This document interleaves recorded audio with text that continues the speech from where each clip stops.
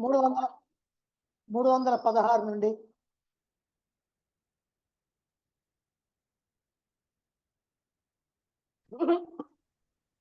నమస్కారం గురుదేవా. అమ్మ నమస్తే.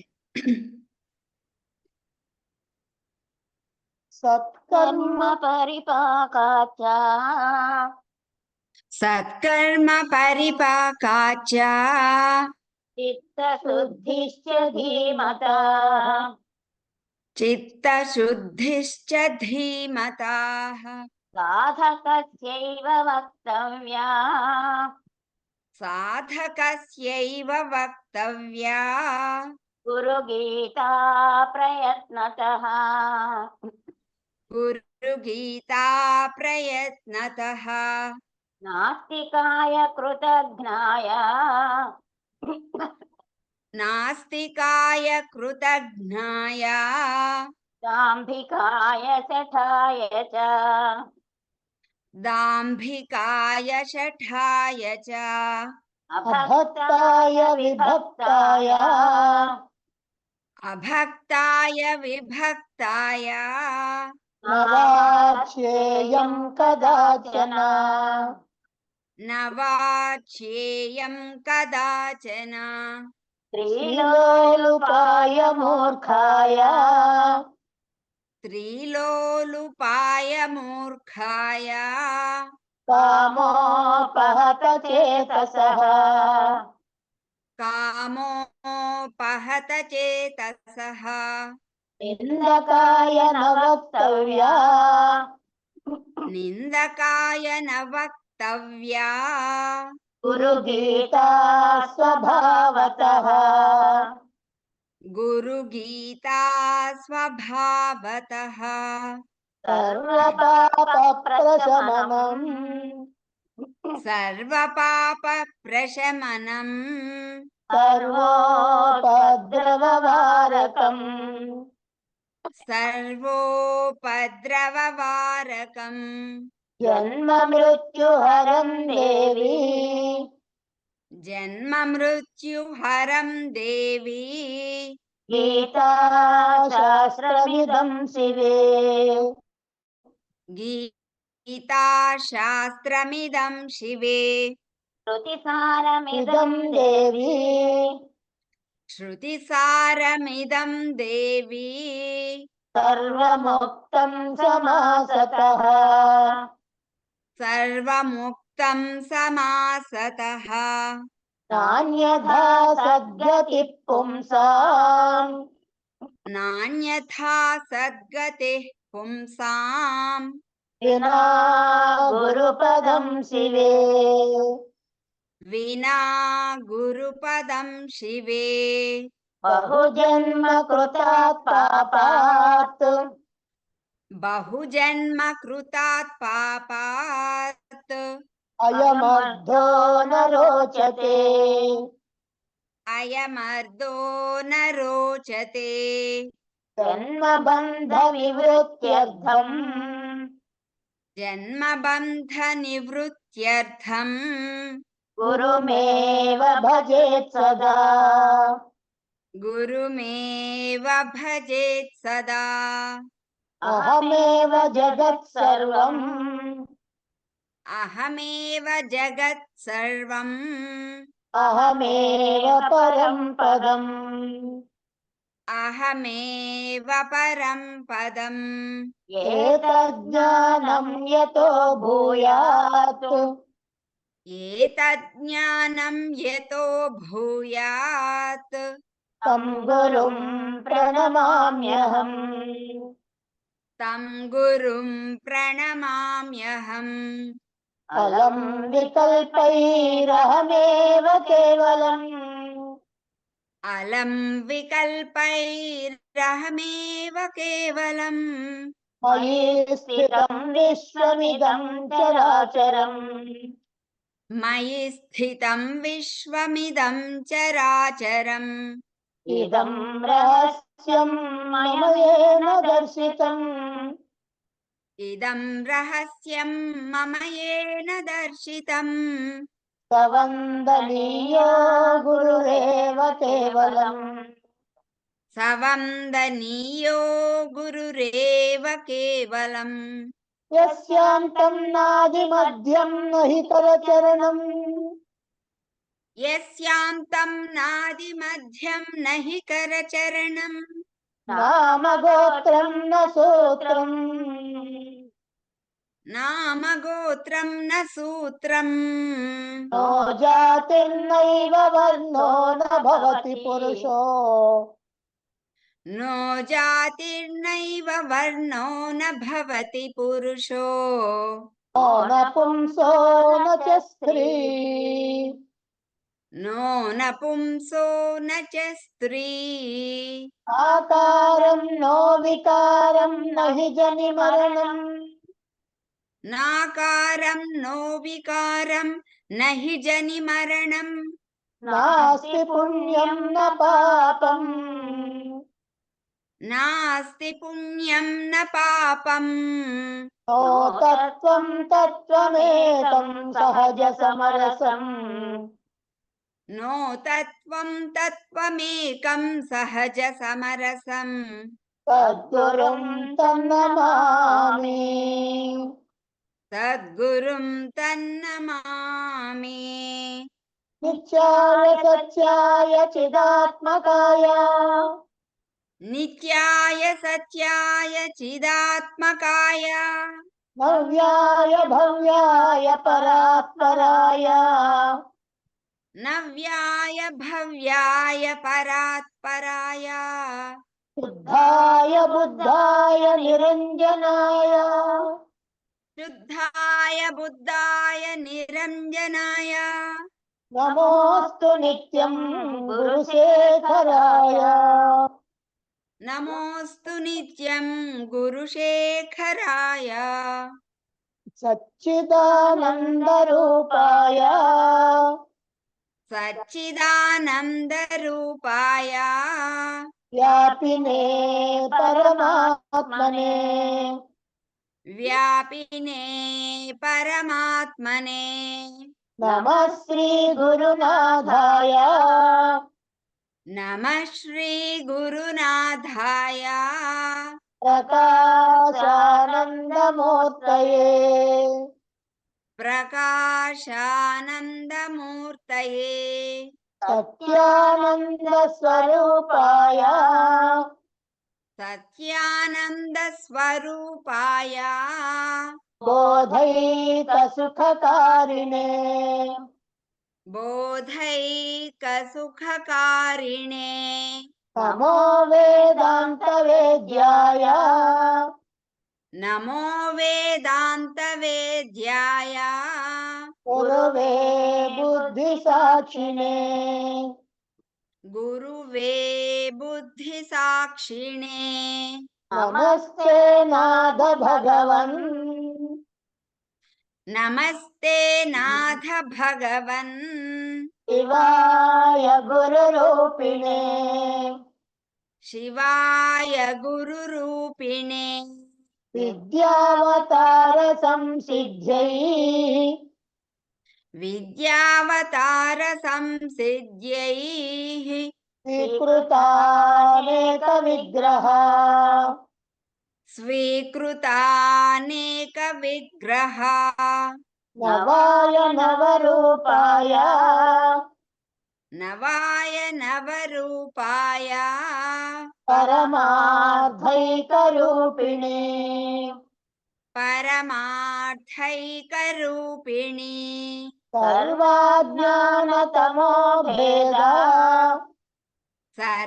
సర్వాజ్ఞానతమో భేద భావనే చిద్ధనాయతే భావనే చిద్ధనాయతే స్వతంత్రాయ దయా క్లుప్తా స్వతంత్రాయ దయా క్లుప్తా విగ్రహాయ శివాత్మనే విగ్రహాయ శివాత్మనే పరతంత్రాయ భక్తానాం పరతంత్రాయ భక్తానాం భవ్యానం భవ్యరూపిణే దవ్యానం భవ్యరూపిణే. శివ పార్వతులకు జయ, సద్గురుమూర్తికి జయ.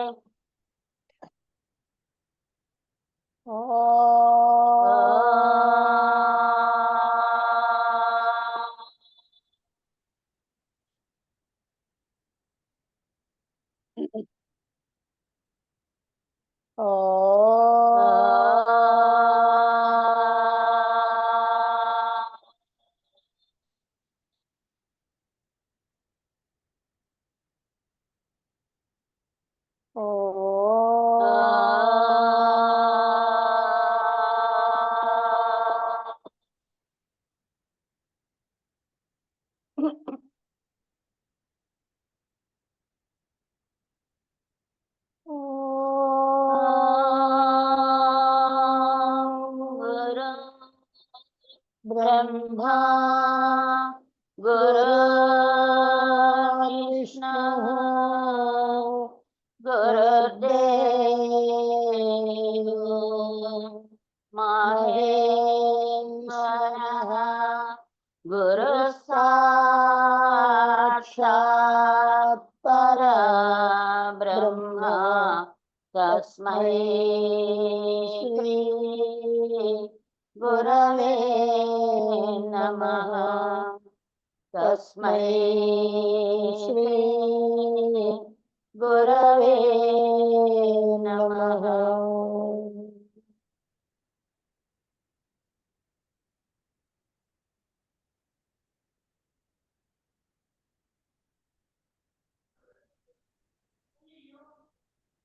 ఓం సదా శివ సమారంభాం శంకరాచార్య మధ్యమాం అస్మదాచార్య పర్యంతాం వందే గురు పరంపరాం. వందే గురు పరంపరా.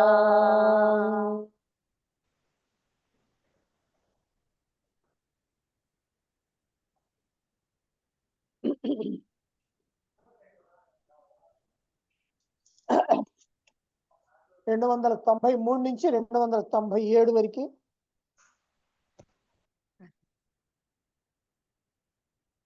సర్వాత్మనా దృశ్యమిదం మృషైవా.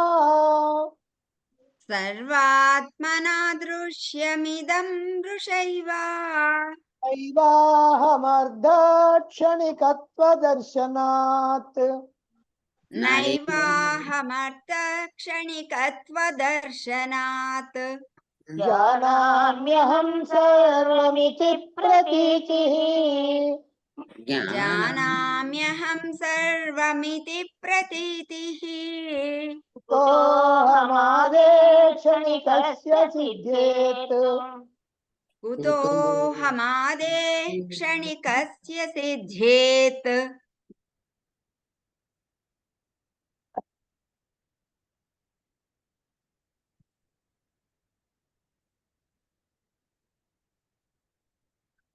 అహం పదార్థస్త్వహమాది సాక్షి.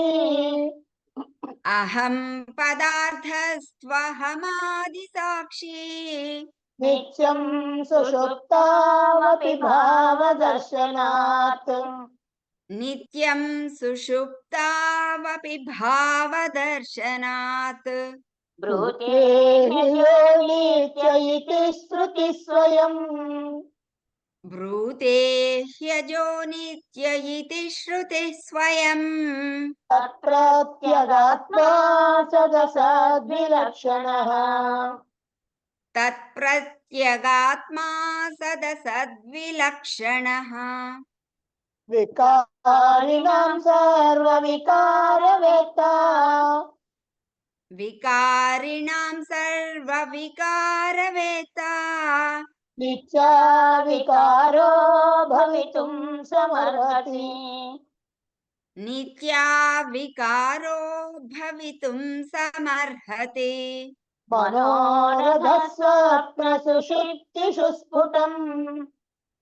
మనోరథ స్వప్న సుషుప్తిషు స్ఫుటం పునః పునఃదృష్టమసత్వమేతయోః పునః పునః దృష్టమసత్వమేతయోః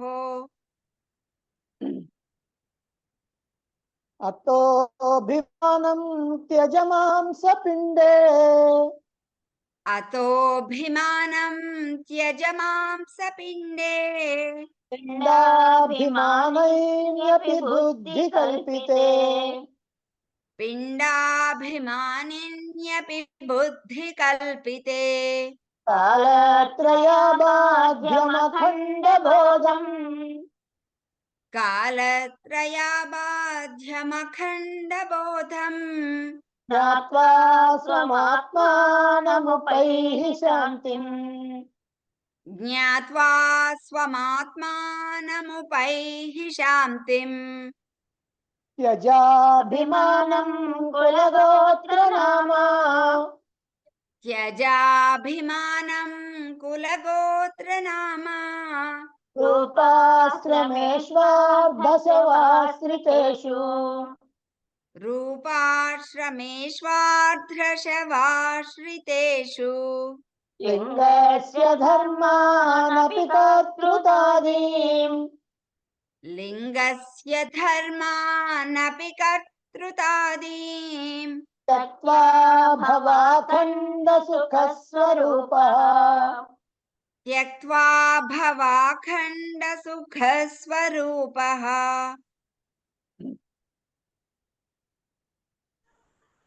కుళ్ళిపోయినటువంటి శవ ఎలా విడిచిపెడతామో ఈ దేహానికి చెందినటువంటి కులగోత్రాలని నామరూపాలని ఆశ్రమాలపై ఉన్నటువంటి అభిమానాన్ని విడిచిపెట్టాలి.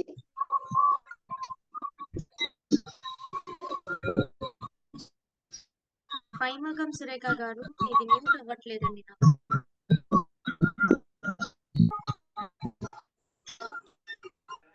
అన్మ్యూట్ చేసుకోండి. అన్మ్యూట్ రాలేదండి. ఓకే. దేహాభిమానాన్ని మనం వదలాలి, అహంకార అభిమానాన్ని వదలాలి. దేహము నేను కాదు, అహంకారము నేను కాదు. నేను కాని వాటిని వదలాలి. నేను ఏదైతే అయ్యానో దానిగా ఉండాలి. నేనేమో ఆత్మని, కానీ ఆత్మననేటువంటి జ్ఞానము లేక అజ్ఞానములో ఉండి ఈ దేహమే నేను అని భావిస్తూ ఉన్నాం, భ్రమపడుతూ ఉన్నాం. కనుక ఈ భ్రమను వదిలిపెట్టాలి. ఈ దేహమే నేననేటువంటి భావన వదిలిపెట్టాలి. ఎలా వదలాలి అని అంటే, కుళ్ళిపోయినటువంటి శవాన్ని దగ్గర పెట్టుకుందామని ఎవడు అనుకోడు కదా. దాన్ని ఎట్లయితే చీచి అని వదిలేస్తారో అలాగనే ఈ దేహ ఇంద్రియ మనోబుద్ధుల్ని, ఈ అహంకారాన్ని ఆ ప్రకారంగా వదిలేయాలి. అలా వదిలేయగలిగితే నువ్వు ఆత్మకి దగ్గర అవుతావు, ఆత్మ అవుతావు, నీ స్వరూపంలో నిలబడతావు, నీ స్వస్థితిలో నిలబడతావు, నువ్వు ఆత్మానందాన్ని అందుకుంటావు. అసలు దేహమే నేను కాకపోతే దేహానికి చెందినటువంటి కులము, గోత్రము, నామము, రూపము, ఆశ్రము ఈ నేను ఎట్టవుతాను?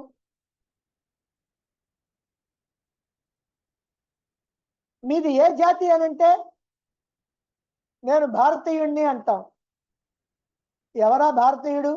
ఈ దేహమే. నీదే కులము అంటే నాది ఫలానా కులం అంటాం. ఎవరిదా కులం? ఈ దేహాందే. నీదే గోత్రం అంటే గోత్రం చెప్తాం. ఎవరిదా గోత్రం? ఈ దేహాంది. నీ పేరు ఏంటంటే పేరు చెప్తాం. ఆ పేరు ఎవరికి సంబంధించింది? ఈ దేహానికి సంబంధించింది. ఆ పేరుతోటి పిలవంగానే ఈ దేహం పలుకుద్ది, అంటే దేహానికి సంబంధించింది ఆ పేరు.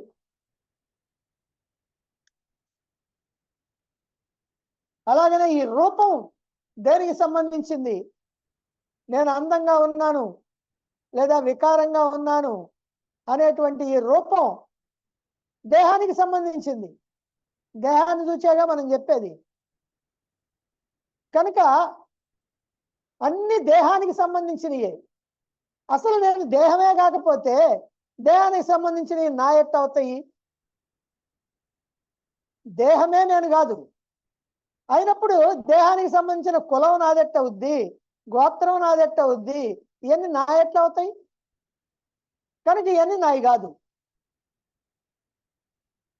కనుక వాటి యొక్క తాదాత్మ్యాన్ని విడిచిపెట్టాలి. ఈ శరీర తాదాత్మ్యాన్ని విడిచిపెట్టాలి.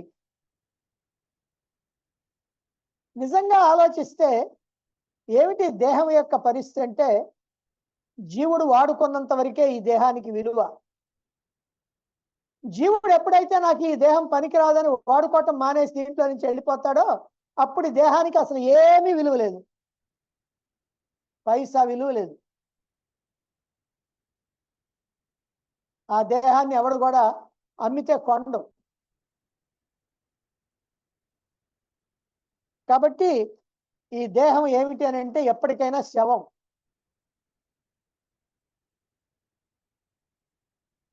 ఆత్మనైనటువంటి నేను ఉంటేనే ఇది శివం, లేకపోతే శవం. అలాంటి దాన్ని, ఇలాంటి శవం లాంటి దాన్ని నేను నేను నేను అని మనం చాలా గొప్పగా చెప్పుకుంటా ఉన్నాం. నేనండి, నేను నేను అని గర్వంగా గొప్పగా మామూలుగా అన్ని రకాలుగా చెప్పుకుంటాం. కనుక ఈ దేహాన్ని నేను నేను అనుకోవటం ఎంత అజ్ఞానమో, అలాగే నాది ఫలానా కులం, నాది ఫలానా గోత్రం, నాది ఈ పేరు అని వాటిని చూసుకొని కూడా మురిసి ముప్పందం కావటం, అది కూడా అజ్ఞానమే. కనుక ఈ కులాలు, గోత్రాలు, ఈ నామాలు, రూపాలు ఇవన్నీ కూడా ఈ దేహం ఉన్నంత కరికి. మరి ఈ దేహం ఏమైనా శాశ్వతంగా ఉంటుందా? ఇదంతా ఎప్పుడు పుట్టుక్కుమంటుందో తెలియదు. ఈ దేహం అశాశ్వతం, అనిత్యం, క్షణికం, తాత్కాలికం. అటువంటి దేహం నేను అని మనం అంటున్నామంటే ఎంత అజ్ఞానం. కనుక ఈ దేహం నేను కానే కాదు. మరి అయితే నేను ఎవరిని? అప్పుడు వస్తుంది ప్రశ్న. ఇప్పటిదాకా నేను దేహం దేహం దేహం అని దేహంగా భావిస్తున్నాం కదా, ఇప్పుడు కాదు అని తేల్చిన తర్వాత ఇప్పుడు నేను ఎవరిని? ఇది ప్రశ్న.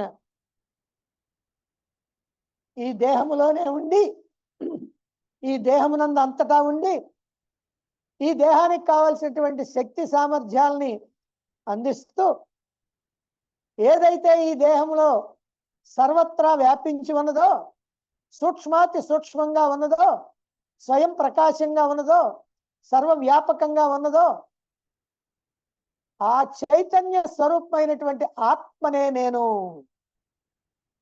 కనుక నేను దేహము కాదు, నేను ఆత్మను.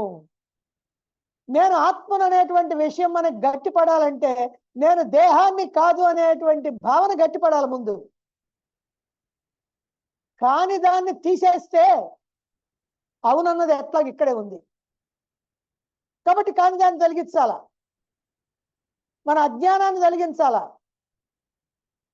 అజ్ఞానం తొలగితే చాలు, మనం జ్ఞానంలో నిలుస్తాం.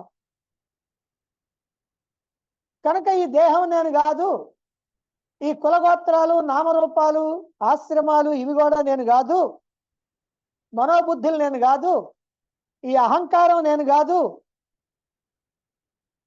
నేను వీటన్నింటికీ వేరుగా ఉన్నటువంటి కేవల సాక్షిని, ఆత్మను, అఖండ సుఖ స్వరూపాన్ని ఆనంద స్వరూపాన్ని అని మనం నిశ్చయానికి రావాలి. వేదాంతం అంతా ఇదే. ఏమండి నేను మోక్షాన్ని అందుకోవటం ఎట్లా అని గనక ఒక డైరెక్ట్ క్వశ్చన్ గనక వేస్తే, అంటే కాస్త జ్ఞానం కలిగినటువంటి వాడు వేయాల. ఒట్టోడు నాకు మోక్షం అంటే ఏందో తెలియనోడు నాకు మోక్షం ఎట్లా అని అడగడు కనుక వాడికి కాదు సమాధానం. కనుక నేను మోక్షాన్ని అందుకునే మార్గం ఏమిటి? ఓ ఏవేవో శాస్త్రాలు చెప్తున్నారు, నేనేమో వింటా ఉన్నా, కాలమేమో గడిచిపోతా ఉంది. కాసేపు జపం అంటారు, కాసేపు ధ్యానం అంటారు, కాసేపు అది అంటారు, కాసేపు ఇది అంటారు. అసలు నేను మోక్షాన్ని అందుకునేది ఎట్లా? ఏమీ లేదయ్యా. నీవు కానటువంటి ఈ దేహాన్ని నేను కాదని తొలగించేసి నువ్వు ఏదైతే అయ్యావో ఆ ఆత్మ నేను అని తెలుసుకొని అలాగ ఉండు, అంతే, ఇంకేమీ లేదు. అది మోక్షం. తేలిగ్గానే ఉందే. ఏముంది? ఇది నేను కాదనుకోవటం, అది నేను అనుకోవటం, అంతేగా. అంతే. కానీ అనుకోవటం మాత్రమే కాదు, అనుకున్నంత మాత్రాన మనం ఆత్మ అయిపోం, దేహం కాకుండా పోం. అనుకుంటానే దేహంగానే ఉంటాం. కనుక దేహంగా ఉండకుండా ఉండాలా. దేహంగా ఉండకుండా ఉంటే నువ్వు ఆత్మగా ఉన్నట్టే. కనుక ఆత్మగా ఉండటానికి నువ్వు తంటాలు పడక్కర్లా. దేహాన్ని కాదని తోసేయగలిగితే చాలు. కనుక ఈ ప్రకారంగా అహంకారం అనేటువంటిది ఒట్టి మిథ్య మాత్రమే, లేనటువంటిది. లేని దాన్ని ఉన్నట్టుగా భావించుకొని తంటాలు పడుతున్నారయ్యా మీరు. కనుక నీవు కానటువంటి ఈ దేహాన్ని, అహంకారాన్ని దూరం చేయి అని ఇంతవరకు 5 శ్లోకాల్లో మనకి చెప్పారు. మరి ఇప్పుడు ఈ అహంకారాన్ని నిరసించటం ఒక్కటే మనకి ప్రధానం. ఇప్పుడు ఏమనుకున్నాం? నాకు మోక్షం ఎట్లా అంటే నేను దేహాన్ని కాదు, జీవుణ్ణి కాదు, అహంకారాన్ని కాదు, నాకు ఈ కులగోత్రాలు నామరూపాలు ఇలాంటివి ఏమి లేవు అనేటువంటి భావన మనలో గట్టిపడాల. అలా గట్టిపడాలంటే ఈ అహంకారాన్ని నిరసించాల. ఈ స్థూల శరీరం, సూక్ష్మ శరీరం, కారణ శరీరం, ఈ 3 నేను కాదని తీసి పారేయగలగాల. ఆ అహంకారాన్ని నిరసించడం ఎట్లాగనేది మనకి 8వ చాప్టర్గా ఇప్పుడు రాబోతా ఉంది. ఇప్పుడు అదేమిటో మనకి 298వ శ్లోకంతో మనం ప్రారంభిద్దాం. 298 చూడండి.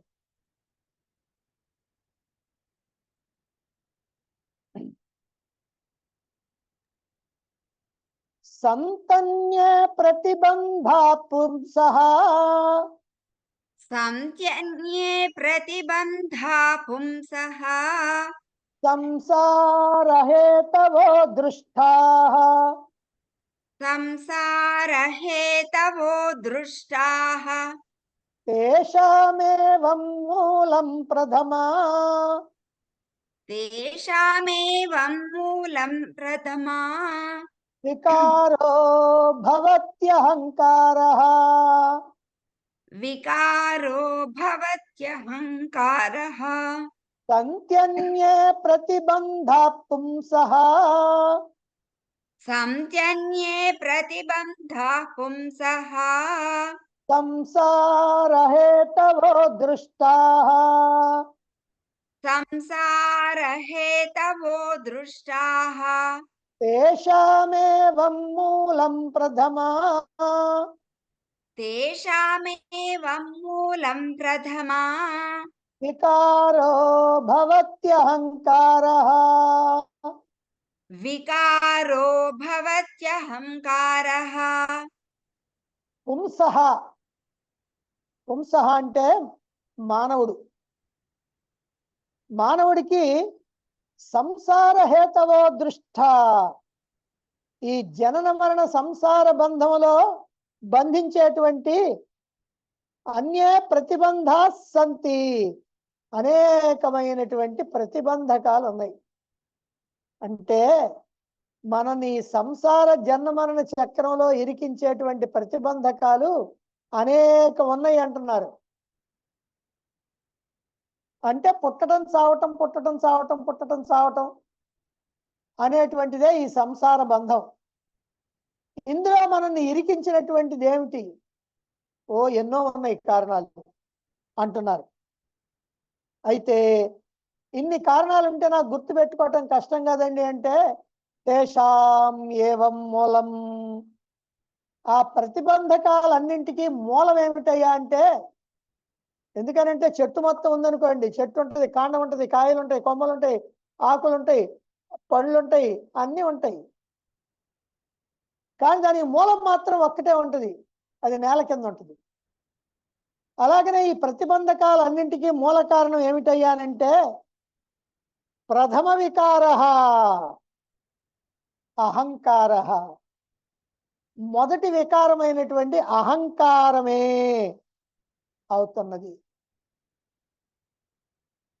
మనం ఎందుకు ఈ సంసార జన్మమరణ చక్రంలో ఇరుక్కున్నాం, ఎందుకు మళ్ళీ మళ్ళీ పుడుతున్నాం, మళ్ళీ మళ్ళీ చస్తున్నాం అంటే అజ్ఞానం వల్ల అని మనం చెప్పుకుంటాం.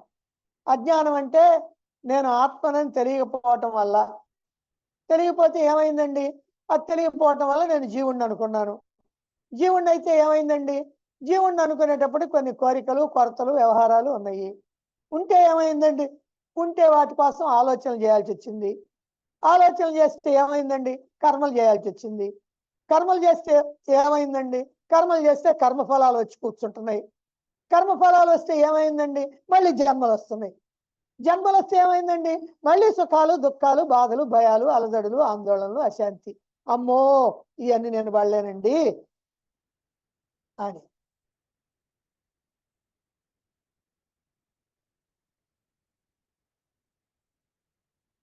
కనుక మళ్ళీ మళ్ళీ పుడుతున్నాం, మళ్ళీ మళ్ళీ చస్తున్నాం, మళ్ళీ ఈ జన్మలన్నీ వస్తున్నాయి, జన్మల కారణంగా దుఃఖాలు వస్తున్నాయి. అబ్బా ఎట్లనండి ఈ బాధలన్నీ పోయేదెట్టా అని మనం అప్పుడప్పుడు అనుకుంటా ఉన్నాం. అప్పుడప్పుడు కాస్త సంతోషంగా ఉన్నప్పుడు ఎగిరెగిరి గంతులేస్తూ ఉంటాం. మళ్ళీ ఆ గంతులు శాశ్వతం కాదు, కాసేపటికే కింద పడి గిలగిలా కొట్టుకుంటాం. ఇలా అన్నీ జరిగిపోతాం. ఏమిటి అసలు దీనికి అంతటికీ కారణం? మనం జన్మలు తెచ్చుకోవటం. జన్మ వస్తేనే ఈ దుఃఖం అంతా.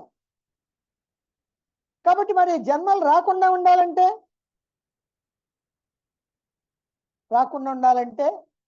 దీనికి ఎన్నో ప్రతిబంధకాలు ఉన్నాయి. అబ్బా గొడవంతా మాకెందుకండి, సింపుల్గా చెప్పండి. ఈ ప్రతిబంధకాలన్నింటికీ ఒక మూల కారణం ఉందయ్యా, దాన్ని పట్టుకో. ఏమిటా మూల కారణం అంటే అహంకారమే. అది అక్కడికి వచ్చాం. సింపుల్. ఒక్క అహంకారం కారణంగానే మనకి జన్మలు వస్తున్నాయి. అహంకారాన్ని పోగొట్టుకుంటే చాలు. అహంకారం అంటే ఏదైతే నేను నేను నేను అని ప్రతిరోజు కూడా మనం అనుకుంటున్నామో, అది దేని గురించి అనుకుంటున్నామో తెలుసుకొని అది నిజమా కాదా అని తెలుసుకోవాలి. ప్రతిరోజు మనం నేను నేను అంటున్నాం కదా. నేను నిద్ర లేచాను అంటున్నాం. ఎవరు నిద్ర లేచింది? శరీరం. కాబట్టి శరీరం నిద్ర లేచింది అని అనకుండా నేను నిద్ర లేచానంటా ఏమిటి? శరీరమే నేను కదా అని అంటే అజ్ఞానం. నేనండి కాలకృత్యాలు తీర్చుకుంటున్నాను. ఎవరు కాలకృత్యాలు తీర్చుకుంటుంది? ఈ దేహం. దేహం తీర్చుకుంటుంటే నీ మీద వేసుకున్నావు. అనవసరంగా నీ నెత్తి మీద వేసుకొని ఈ కష్టాలు తెచ్చుకుంటున్నావు. మనకి కష్టాలన్నీ ఎందుకు వస్తున్నాయి? ఈ రకరకాల దుఃఖాలన్నీ ఎందుకు వస్తున్నాయి? ఏమీ లేదు, ఒకటే కారణం. అనవసరంగా ఈ అహంకారాన్ని ఎత్తినేసుకున్నాం అంతే. ఏం చేస్తున్నావు? ఇప్పుడు టిఫిన్ తింటున్నానండి. ఎవరు తింటుంది? ఇదిగో ఈ నోరు తింటుంది అంటే ఈ దేహం తింటుంది. మంచినీళ్ళు తాగుతున్నానండి, ఎవరు తాగుతున్నారు? ఇదే. అది తాగుతుంటే నేను తాగుతున్నానంటావేమిటి? నువ్వెవరో నువ్వు తెలుసుకోవా? నీ జీవితం అంతా ఇట్టే పోవాలనా? నీ జన్మంతా ఇంట్లో వృధా చేసుకోవాల్సిందేనా? నువ్వెవరో నువ్వు తెలుసుకో. నువ్వెవరో తెలుసుకోవటానికి ముందు తప్పుడు భావం ఏదో తీసేయి. ఈ నేను నేను అనేది అబద్ధపు నేను. ఈ దేహం అబద్ధం, దేహమే నేనంటూ అబద్ధం, ఇంద్రియాలు నేనంటూ అబద్ధం, మనసు నేనంటూ అబద్ధం, బుద్ధి నేనంటూ అబద్ధం, ఈ అహంకారం నేనంటూ అబద్ధం. ఈ అబద్ధంలో ఎందుకు బ్రతుకుతావు? ఈ అబద్ధంలో బ్రతికి ఎందుకు కష్టాలు తెచ్చుకుంటావు? కనుక సత్యం వైపుగా నడు, సత్యాన్ని చూడు. ఏమిటా సత్యం? అదే ఆత్మ. కాబట్టి నేను ఆత్మని. ఆత్మని కనుక ఆత్మగా ఉండాలా? దేహంగా ఉంటే ఎట్లా? అహంకారంగా ఉంటే ఎట్లా? కనుక ఆత్మగా ఉండు. ఈ దేహం ఏం చేస్తుందో చూడు.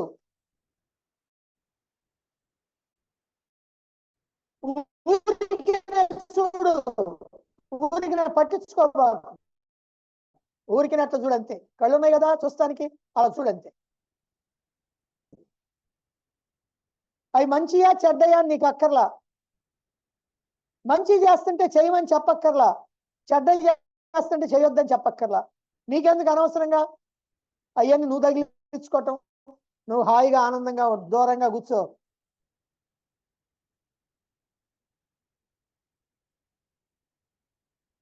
కనుక మన యొక్క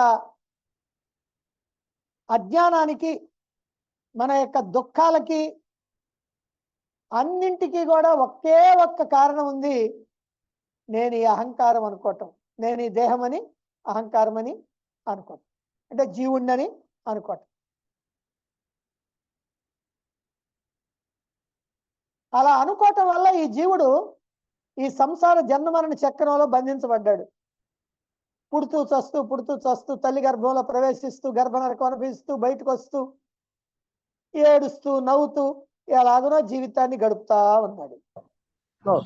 ఇక సుడిగుండం, ఈ సుడిగుండంలో ఇరుక్కుపోతున్నాడు.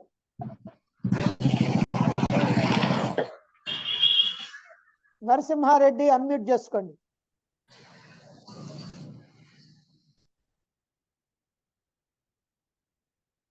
దీంట్లో ఇరుక్కుపోతున్నాడు. ఎందుకు జరుగుతూ ఉంది? ఏమిటి బంధం? ఎక్కడ ఇరుక్కుంటున్నావు అంటే పుట్టినటువంటి ప్రతివాడు కూడా, ప్రతి వ్యక్తి ఏవో కొరతల కారణంగా, కోరికల కారణంగా లోకంలో ఏవేవో కర్మలు చేస్తుంటాడు. కర్మలు చేసినప్పుడు ఆ కర్మలు చేసేటప్పుడు ఆలోచనలు చేస్తాడు కాబట్టి ఆలోచనల కారణంగా వాసనలు తయారవుతాయి. కర్మలు చేస్తే కర్మఫలాలు వస్తాయి. ఎట్లా చేయాలని ఆలోచన చేస్తాడు కదా, ఆలోచనల వల్ల వాసనలు, కర్మలు చేస్తే కర్మఫలాలు వస్తాయి. ఆ వాసనలు ఈ కర్మఫలాలు వీటి కారణంగా మళ్ళీ జన్మలు వస్తున్నాయి. జన్మలు వస్తే మళ్ళీ ఆ జన్మల్లో మళ్ళీ ఇట్నే వాసనలు కర్మఫలాలు పోగు చేసుకుంటున్నాడు. అయితే జంతు జన్మలు కనుక వచ్చినాయి అనుకోండి, ఆ వాసనలు ఖర్చు అయిపోతాయి, ఆ కర్మఫలాలు ఖర్చు అయిపోతాయి. కొత్తగా ఏం చేర్చుకోడు. కానీ పాతవి మాత్రం ఆమెనే ఉంటాయి మూట. ఏవైతే తెచ్చుకున్నారో, అందుకని చాలా మంది ఏమనుకుంటారంటే జంతువులు కనుకైతే, జంతువులుగా పుడితే కర్మఫలాలు వాసనలు ఖర్చు అయిపోతాయి కదా, కొత్తగా చేరవు కదా, కాబట్టి ఈ జన్మలు ఉండవు కదా అనుకుంటాడు. ఆ పాత ఉన్నాయి మూట. ఆ పాత మూటలో నుంచి ఏవి తెచ్చుకున్నారో అవి ఇక్కడ అనుభవిస్తారు. కర్మఫలాలు అనుభవిస్తారు, వాసనలు ఖర్చు చేసుకుంటాయి. జంతువులైతే, మానవులైతే వీళ్ళు కూడా కర్మఫలాలు అనుభవిస్తారు, వాసనలు ఖర్చు చేసుకుంటారు, కానీ మళ్ళీ కొత్త వాసనలు తెచ్చుకుంటారు, కొత్త కర్మఫలాలు తెచ్చుకుంటారు. ఎందుకంటే వీళ్ళు ఇంటెన్షన్ తోటి ఈ కర్మలు చేస్తారు కాబట్టి, ఆలోచనలు చేస్తాడు కాబట్టి మనం ఇష్టపూర్తిగా ఆలోచనలు చేస్తున్నాం కదా, ఇలా చెయ్యాలనే ఉద్దేశంతో కర్మలు చేస్తున్నాం కదా, అందుకని వస్తాయి. జంతువులు పాపం అట్లా చేయవు. గోడ మీద బల్లి ఉంది, బర్రను పరిగెత్తుద్ది, ఎందుకంటే అక్కడ ఒక పురుగు ఉంది. ఆ పురుగుని తినటం కోసం పరిగెత్తుద్ది. చిక్కితే గబుక్కు నోట ఖర్చుకుంటుంది. ఆ పురుగు ఎగిరిపోతే మళ్ళీ అది ఎటు పోయిందో అటు పోద్ది. అంతే. అది ఆ పురుగుని తినాలనే ఆలోచన లేదు, ఆ పురుగుకేమో తప్పించుకోవాలని ఆలోచన లేదు. అది ఇన్స్టింక్టివ్, అంటే వాళ్ళ స్వభావ సిద్ధం. ఆలోచన చేయలా, ఆలోచన చేయటానికి దానికి బుద్ధి లేదు. మనకి బుద్ధి ఉంది కాబట్టి బాగా ఆలోచించి నెత్తి మీద తెచ్చుకుంటాం. వాటికి ఆలోచన లేదు కాబట్టి ఎలా పడితే అలా పరిగెత్తా ఉంటాయి. కనుక జంతువులుగా పుడితే అదో ఛాన్స్. కానీ నష్టం ఏంటంటే మళ్ళీ పోవాలి, మళ్ళీ పోయి మళ్ళీ ఇంకో జన్మ రావాలి. అదే మానవుడిగా జన్మిస్తే తెచ్చుకున్నవి ఖర్చు చేసుకుంటాడు, మళ్ళీ కొత్త మూట కట్టుకుంటాడు. ఈ మూట తీసుకెళ్ళి పాత మూటలో కలుపుతాడు. ఆ మొత్తం మూటలో నుంచి మళ్ళీ ఏవో కొన్ని తెచ్చుకుంటాడు.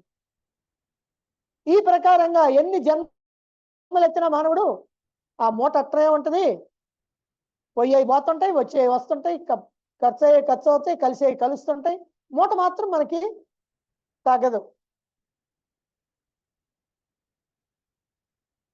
కనుక కోట్లాది జన్మలు ఎత్తితే మనకి తెలియదు కదా, పాపం ఎత్తామని సంగతి మనకు తెలియదు, ఇదే అనుకుంటాం. ఎట్లాంటి జన్మలు, కోట్లాది జన్మలు ఎత్తి అనంత కోటి వాసనల్ని, అనంత కోటి కర్మఫలాల్ని పోగు చేసుకొని మూట కట్టుకొని, అయ్యే సంచిత కర్మలు, ఆ సంచిత కర్మల మూటను ఎత్తిన పెట్టుకొని మళ్ళీ ఇప్పుడు ఈ దేహంలోకి వచ్చి కూర్చున్నాం. మళ్ళీ దేహం నుంచి పోయేటప్పుడు కూడా ఈ మూట ఎత్తిన పెట్టుకొని పోతాం. ఎన్ని దేహాలు మార్చినా మన మూట మాత్రం మనతో ఉండాల్సిందే. మనం ఎన్ని అద్దెళ్ళు మార్చినా మన సామాను, మన డబ్బు అంతా మనం తీసుకొని పోవాల్సిందే. వదిలిపెట్టి మాత్రం పోం, వదిలిపెట్టిపోం. అంతే, ఎక్కడ కూడా అంతే. కాబట్టి అన్ని తీసుకొని పోతాం. కానీ ఏమండి, మనం అట్లా తీసుకెళ్లకుండా మొత్తం ఇక్కడే ఖర్చు చేద్దామండి. ఆ సంచిత కర్మలన్నీ, దాంట్లో కర్మఫలాలు, వాసనలు ఏవైతే ఉన్నాయో అన్ని ఇక్కడే ఖర్చు చేద్దాం. కాకపోతే ఇంకో 100 ఏళ్ళు 200 ఏళ్ళు ఉంది, అవన్నీ ఖర్చు చేసుకుందాం అని నువ్వు ఎంత ఉదారంగా భావించినా ఎందుకంటే ఆ సంచిత కర్మలన్నీ మూటగట్టి సీల్ చేసి ఉన్నాయి, లక్క పెట్టి సీల్ చేసి అతికిచ్చి ఉన్నాయి, లోపల ఉన్నాయి. అవి బయటకు వస్తే కానీ అనుభవించడానికి కొల్లగలదు. మరి ఆ సీల్ ఎప్పుడు పగులుద్ది అంటే మనం దేహాన్ని వదిలిన తర్వాత మనం పైకి తీసుకెళ్తాం చూసా, ఇప్పటికీ అప్పుడు ఆ సీల్ తీసి దాంట్లో కలుపుతాం. అంటే ఈ జన్మలో సంపాదించుకున్నవి ఆ పాత అట్టిట్లో కలుపుతాం. అంతే తప్ప నువ్వు అనుభవించడానికి వీలు లేదు.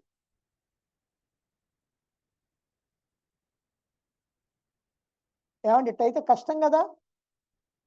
ఎన్ని జన్మలని ఎత్తాం?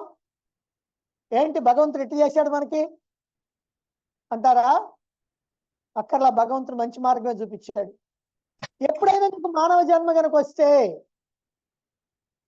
జంతు జన్మ వస్తే లాభం లేదు, దేవ జన్మ వస్తే లాభం లేదు. మానవ జన్మ కనుక వచ్చినట్లయితే ఆ మానవ జన్మలో ఈ సంచిత మూట మొత్తాన్ని కూడా ఒక్కసారి నువ్వు దగ్ధం చేసుకోవచ్చు. నీకు అవకాశం ఇస్తున్నాడు. అనుభవించాల్సిన పని లేదు. సంచిత కర్మలు ఎప్పుడు అనుభవించాల్సిన పనిలే. వాటిని మోసుకుంటా పోవటం, తెచ్చుకోవటం, తీసుకెళ్ళటం, తెచ్చుకోవటమే. కానీ నాటి గొడవ వద్దండి అంటే వాటి మొత్తాన్ని ఒక్కసారి దగ్ధం చేసుకో. ఎట్లా చేసుకుంటామండి? జ్ఞానాగ్ని దగ్ధ కర్మాణం. జ్ఞానం అనేటువంటి అగ్నిలో వాటిని దగ్ధం చేసుకోవాలి. జ్ఞానం అంటే ఏమిటండి? అది ఎన్ని సంవత్సరాలు నేను వినాలా, ఎన్నెన్ని గ్రంథాలు చదవాలా అంటావా? అక్కర్లా. జ్ఞానం అంటే ఏంటంటే ఆత్మజ్ఞానం. ఆత్మజ్ఞానం అంటే ఏమిటండి? నేను ఆత్మను అనేటువంటి జ్ఞానం.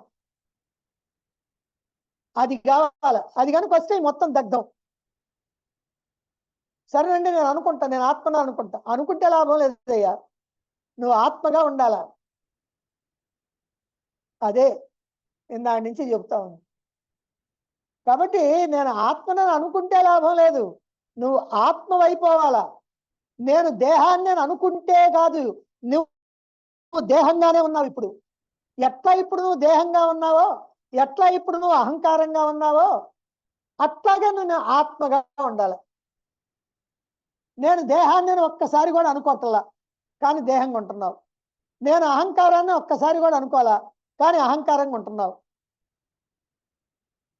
నేను ఆత్మని కూడా ఒక్కసారి అనుకోవట్లా, అనుకోమని చెబుతుంటే అనుకుంటున్నావు అంతే. లేకపోతే అసలు అనుకునేదానివి కాదు, అనుకునేవాడివి కాదు. చెబుతున్నాం కాబట్టి అనుకుంటున్నావు. అనుకుంటున్నాం కానీ ఉండటం మాత్రం మళ్ళీ దేహంగానే. అంటే మన అనుభూతి ఏమో దేహం, కావాల్సిందేమో ఆత్మ. అందువల్ల నేను ఆత్మను అనేటువంటి అనుభూతి కలిగితే అప్పుడు పుట్టుద్ది జ్ఞాన అగ్ని. ఆ జ్ఞాన అగ్నిలో ఈ సమస్తమైనటువంటి సంచిత కర్మలు దగ్ధమైపోతాయి. సంచిత కర్మలన్నీ దగ్ధమైతే దాంట్లో నుంచి ఇంకా ప్రారంధం ఎట్టొచ్చుద్ది. ప్రారంధం రాకపోతే జన్మ ఎట్టొచ్చుద్ది.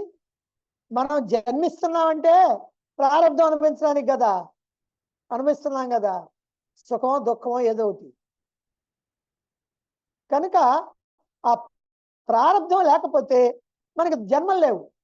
ప్రారంధం ఎట్లా లేకుండా పోద్ది? సంచితం లేకుండా పోవాలి. సంచితం ఎట్లా లేకుండా పోద్ది? జ్ఞానాగ్నిలో దగ్ధం చేయాలి. జ్ఞానాగ్ని అంటే ఆత్మజ్ఞానం. ఆత్మజ్ఞానం అంటే నేను ఆత్మను అనేటువంటి జ్ఞానం. కాబట్టి మొత్తం సమస్త వేదాంత సారమంతా కూడా నేను ఆత్మను అనేటువంటి స్థితిలో ఉండు, అంతే. అదే మోక్షం. ఇక జన్మలు లేవు. నేను ఆత్మను అనేటువంటి స్థితిలో ఉండు. అబ్బా బాగా కష్టంగా ఉందండి, ఉంటది, కష్టంగానే ఉంటది. ఏదైనా పనులు చేయమంటే తేలిగ్గా ఉంటుంది, ఏదైనా పారాయణలు చేయమంటే తేలిగ్గా ఉంటుంది, పూజలు చేయమంటే తేలిగ్గా ఉంటుంది. చాలా కష్టపడతారు కానీ అదంత తేలిక. కానీ ఊరికినే కాసేపు అట్ట కూర్చోండి అంటే అబ్బో భలే కష్టం అండి, అన్ని నొప్పులే. కానీ ఆ పనులు చేసినప్పుడు మాత్రం ఏ నొప్పులు లేవు, గుర్తు రావట్లా. కనుక నేను ఆత్మను అనేటువంటి స్థితిలో ఉండు, అదే మోక్షం. అయితే మోక్షాన్ని పొందాలని ఎట్లా తెలుస్తుంది? సామాన్యుడికి తెలియదు. ఆత్మజ్ఞానం ఆధ్యాత్మిక రంగం కాస్తో కోస్తో తెలిస్తేనే ఉంటుంది, లేకపోతే ఉండదు. మరి ఎట్లా తెలుస్తాయండి? నీ పూర్వజన్మలో సుకృతం ఉంటే తెలుస్తుంది. సరే ఇప్పుడు తెలియదండి, అయితే ఏం చేస్తావంటే ఇప్పుడు నువ్వు కొంత సుకృతం చేసుకో, వచ్చే జన్మకి తెలుస్తుంది. సరే ఇప్పుడే తెలిసిందండి అంటే నువ్వు పూర్వజన్మలో సుకృతం చేసుకున్నావు కనుక, నువ్వు పూర్వజన్మలో సుకృతం చేసుకున్నావు గనక ఇప్పుడు నువ్వు మోక్షం అంటే ఏమిటో తెలుసుకోవాలని, ఆత్మ అంటే ఏమిటో తెలుసుకోవాలని, ఆ ఆత్మగా ఉండాలని తెలుసుకోవాలని ఇప్పుడు ఇవన్నీ తెలుస్తున్నాయి. ఇదంతా జరగాలంటే నీకు సద్గురువు కావాలి. అంటే మోక్ష మార్గాన్ని చూపించేటువంటి సద్గురువు కావాలి. నిన్ను నీ స్వరూపంలో నిలబెట్టడానికి ప్రయత్నించేటువంటి సద్గురువు కావాలి. నీ స్వరూపం ఏమిటో చెప్పి ఆ స్వరూపంలో నిలిపేటువంటి సద్గురువు కావాలి. అంతేగాని అది చేస్తే నీకు ఇది వచ్చుద్ది, ఇది చేస్తే అది వచ్చుద్ది, నీకు బాగా డబ్బు వస్తుంది, నువ్వు బాగా ఇళ్ళు వాకిళ్ళు కొంటావు, లేకపోతే పొలాలు స్థలాలు కొంటావు, ఆ చెప్పేటువంటి గురువులు కాదు కావాల్సింది. పోసుకోలు మాటలు కాదు. ఇక్కడ చేస్తే అట్ట చేస్తే ఇట్ట, ఇట్ట చేస్తే అట్ట, ఇది మంచి ఇది చెడు, అది కూడా మంచియే. కానీ ఏం చెప్పాలి నీకు? అయ్యా నువ్వెవరు అనుకుంటున్నావు? నువ్వు ఈ దేహానివి కాదు, ఇంద్రియాలు కాదు, మనసు కాదు, బుద్ధి కాదు, నువ్వు ఆత్మవి అని చెప్పేటువంటి గురువే సద్గురువు. ఆ గురువే కావాలి. అందుకే వివేక చూడమణిలో మొదట్లో చెప్పారు, మనుష్యత్వం ముముక్షత్వం మహాపురుష సంశ్రయ. ఇదంతా కూడా నీ పూర్వజన్మ సుకృతం వల్ల నీకు లభిస్తుంది. మానవ జన్మ వచ్చుద్ది, మోక్షం కావాలనేటువంటి కోరిక కలుగుద్ది. ఆ కోరికని తీర్చుకోవటానికి దారి చూపించేటువంటి సద్గురువు లభిస్తాడు. ఈ మూడు ఎప్పుడు కలుగుతాయి అని అంటే దైవానుగ్రహ హేతుకం అన్నారు. ఇది దైవానుగ్రహం. దైవానుగ్రహం అంటే ఏదో దైవం ఇస్తాడు అనుకోవటం కాదు, నువ్వు ప్రయత్నం చేయాలి, ఆ దైవానికి దగ్గర కావాలి.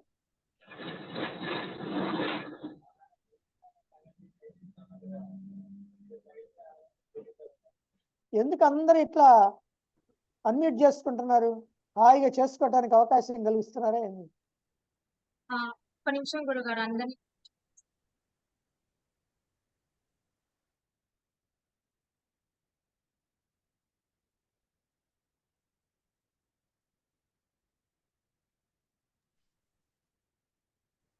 సద్గురువు యొక్క కృపా కటాక్షంతో సాధనలు చేస్తున్నప్పుడు అనేకమైనటువంటి ఆటంకాలు ఏర్పడతాయి. సద్గురువు లభించాడు, మోక్ష మార్గాన్ని చూపిస్తున్నాడు. అయ్యా నువ్వు దేహానివి కాదు, నువ్వు ఆత్మవని అంటున్నాడు. నిన్ను ఆత్మగా ఉండటానికి సాధనలు చేయమంటున్నాడు, జపం చేయమంటున్నాడు, ధ్యానం చేయమంటున్నాడు. కానీ ఏమిటోనండి నాకు ఆటంకాలు వస్తున్నాయి. ఆత్మలో నిలవాలంటే ఆటంకాలు వస్తున్నాయి. ఏమిటి ఆటంకాలంటే ఆలోచనలే.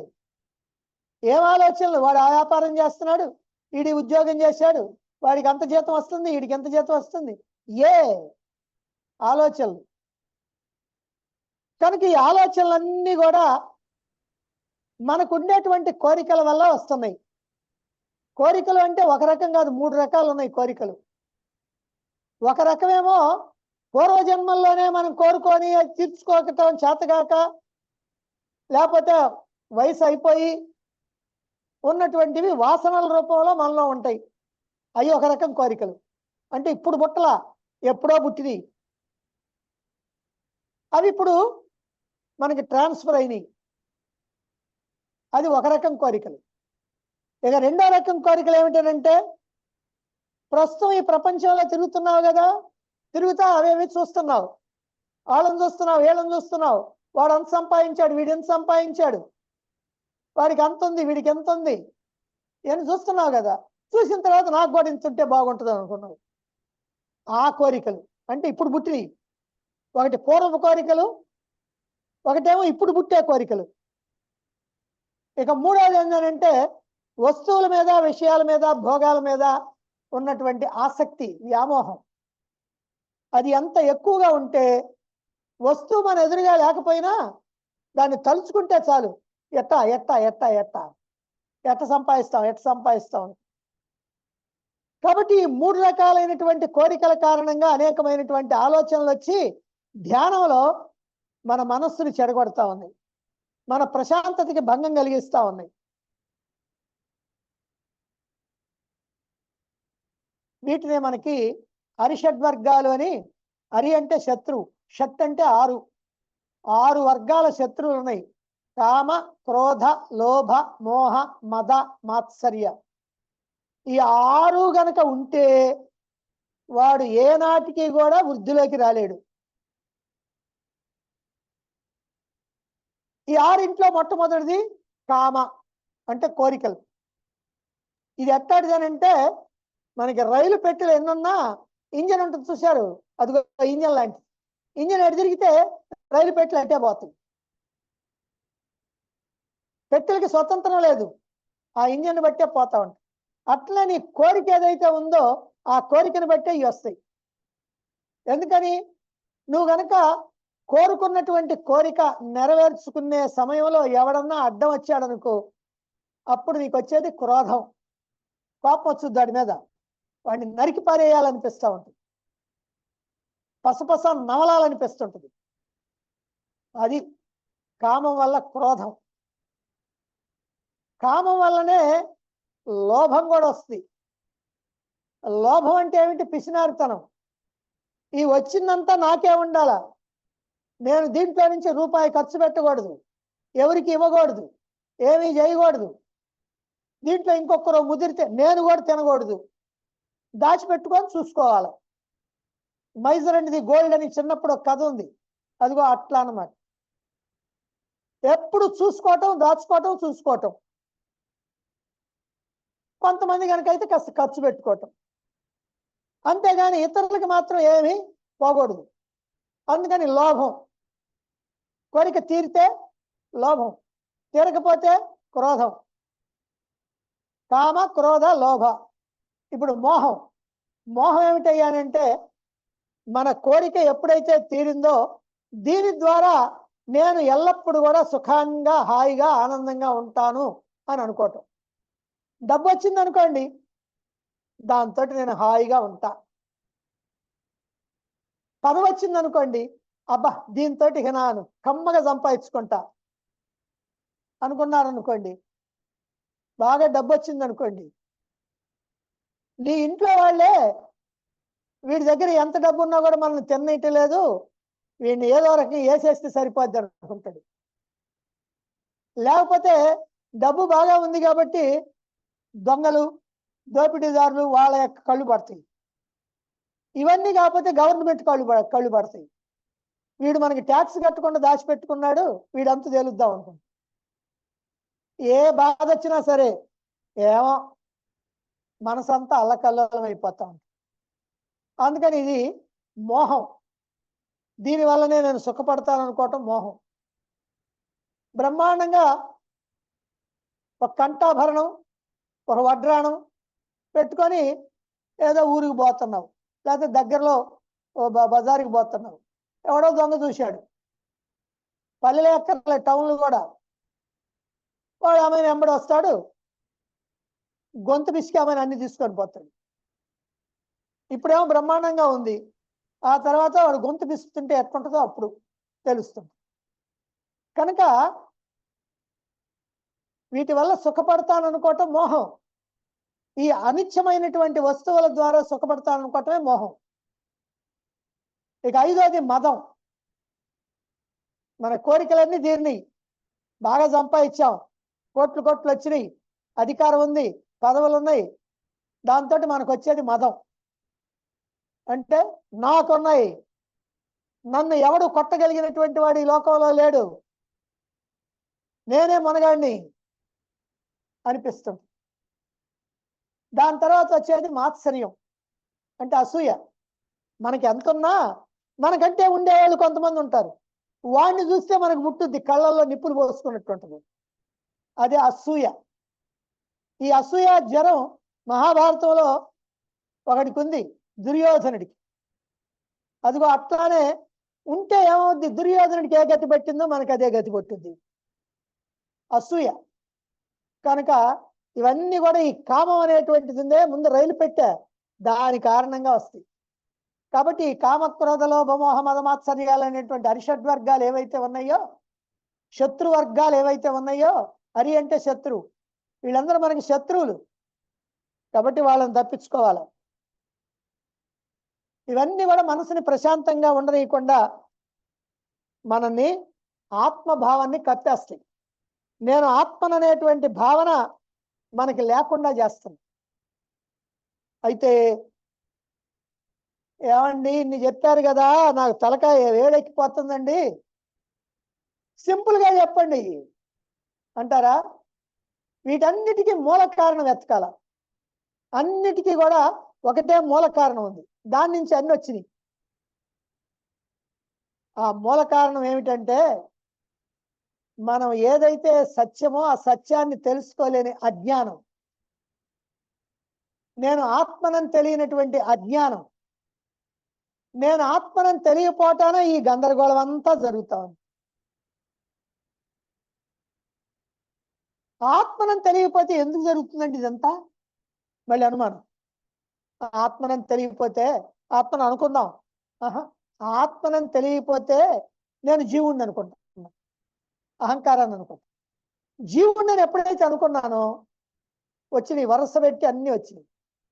కోరికలు, ఆలోచనలు, కర్మలు, రాగద్వేషాలు అన్నీ ఒకదాని తర్వాత ఒకటి, ఒకదాని తర్వాత ఒకటి. కనుక ఈ జీవభావం ఏదైతే ఉందో, నేను జీవుణ్ణి అనేటువంటి భావం, నేను దేహాన్ని అనేటువంటి భావం ఏదైతే ఉందో, ఇది అబద్ధపు నేను, ఫాల్స్ ఐ. అబద్ధపు నేను, ఫాల్స్ ఐ. సరేనండి, ఇప్పటిదాకా మనం ఏ నేలలో ఉన్నాం? అబద్ధపు నేలలో ఉన్నాం. ఆలోచించుకోండి. ఉదయం నిద్ర లేచిన దగ్గర నుంచి రాత్రి పడుకోబోయేంత వరకు ప్రతి విషయంలో అబద్ధపు నేనే అంటే అబద్ధ బ్రతికేమంది.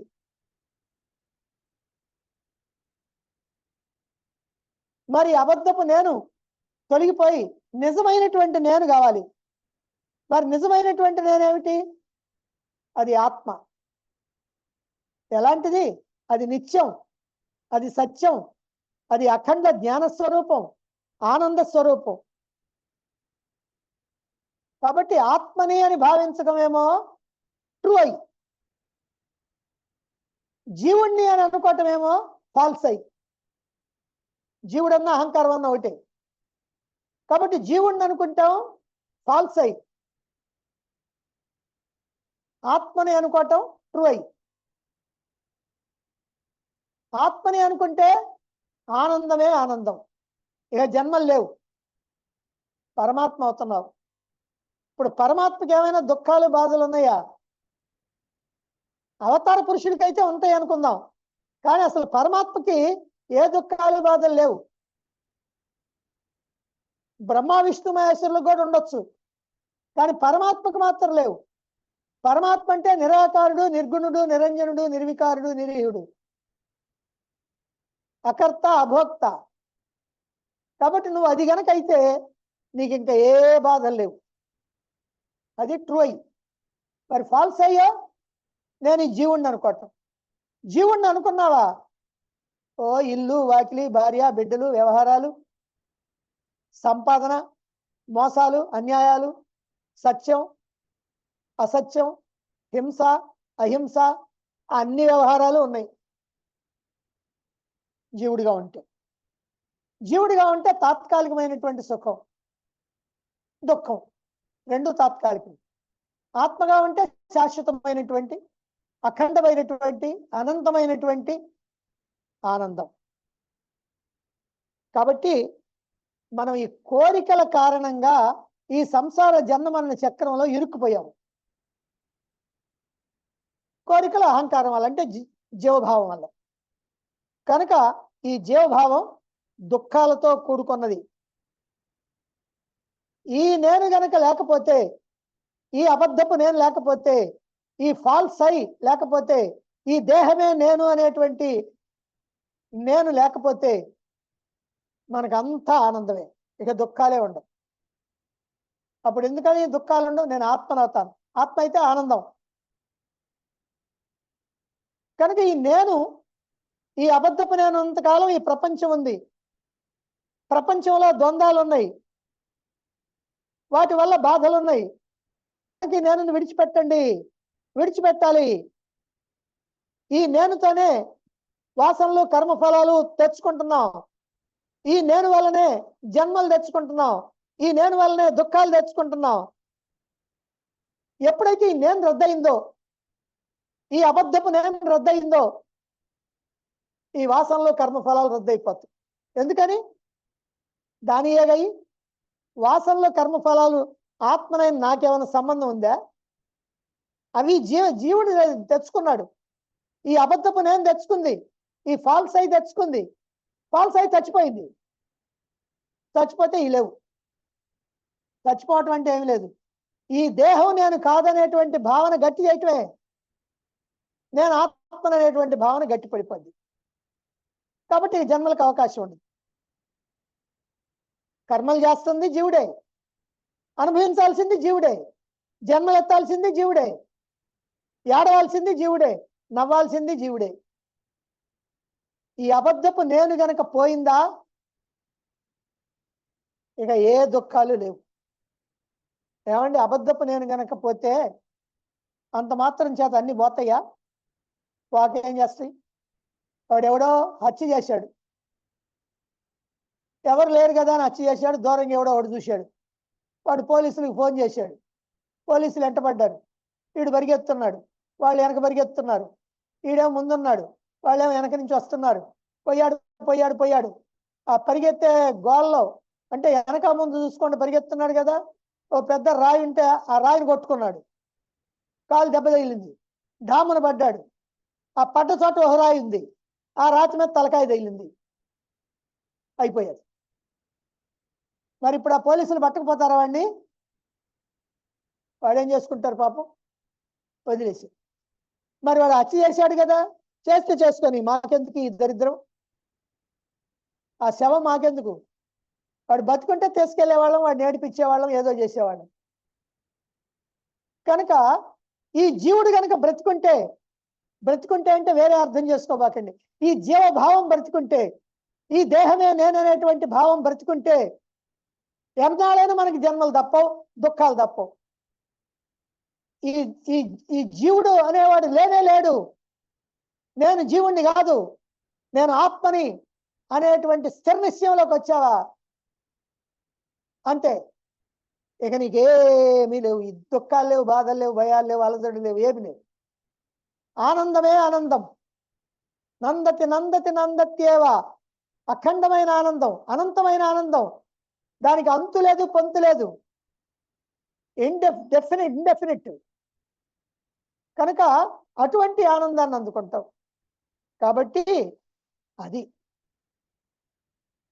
ఆ ఆనందం నీకు రావాలనంటే ఈ జీవభావం చావాలి, ఆత్మభావం రావాలి, అది పోవాలి, ఇది రావాలి, అంతే.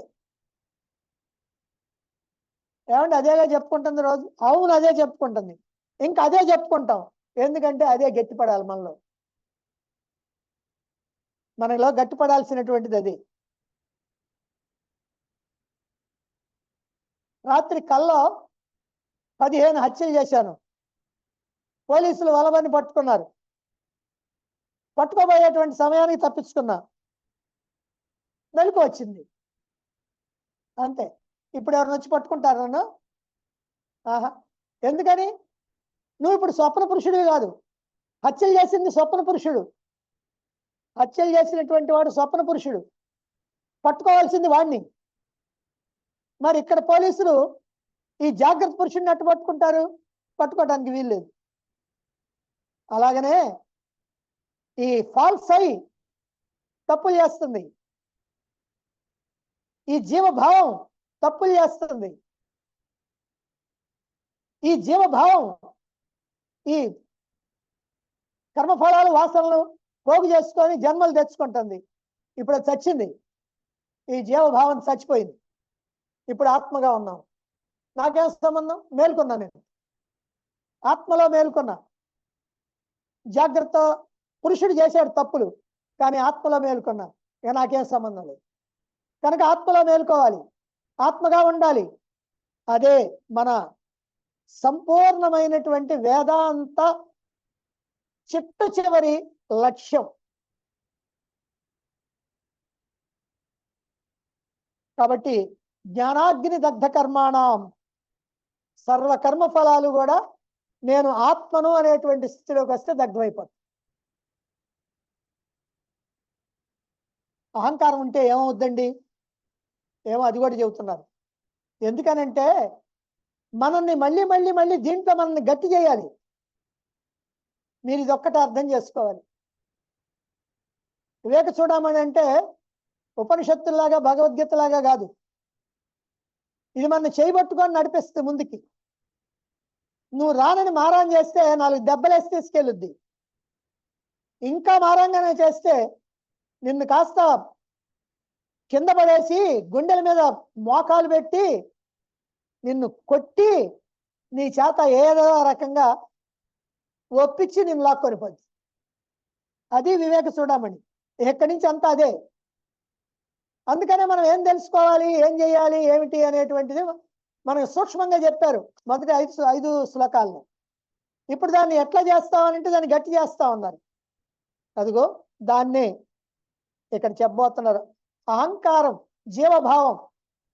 జీవభావం చచ్చిపోవాలన్నాం కదా, ఇప్పుడు ఉంటే ఏమవుద్దండి? కాకపోతే అంతా మనం చెప్పుకున్నాం. ఇప్పుడు దీన్ని మళ్ళీ మళ్ళీ చెప్పుకుంటాం. బాగా మళ్ళీ మళ్ళీ చెప్పుకుంటే మళ్ళీ మళ్ళీ గుర్తుంటుందని. కనుక అహంకారం ఉంటే ఏమవుద్దో 299వ శ్లోకంలో మనం రేపు చెప్పుకుందాం.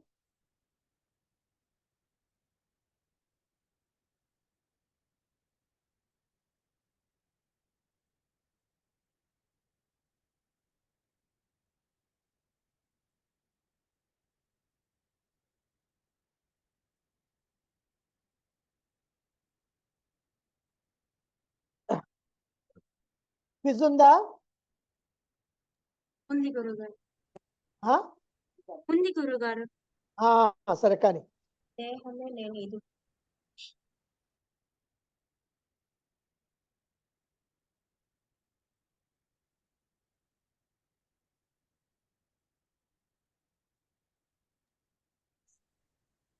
దేహమే నేను అనే స్థితి ఎప్పటి నుండి ఉంది?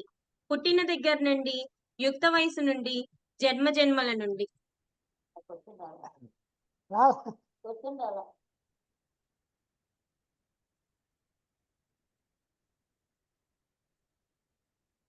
రైట్. దేహమే నేను అనే స్థితి ఎప్పటి నుంచి ఉన్నది? పుట్టిన దగ్గర నుండి, యుక్త వయసు వచ్చిన దగ్గర నుండి, జన్మ జన్మల నుండి.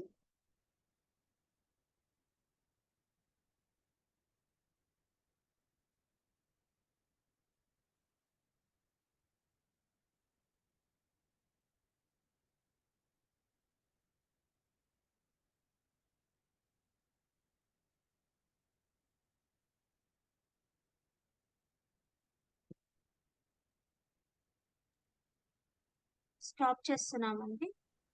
కరెక్ట్ ఆన్సర్ జన్మ జన్మల నుండి 297 మంది కరెక్ట్ ఆన్సర్ చేశారు. Next question.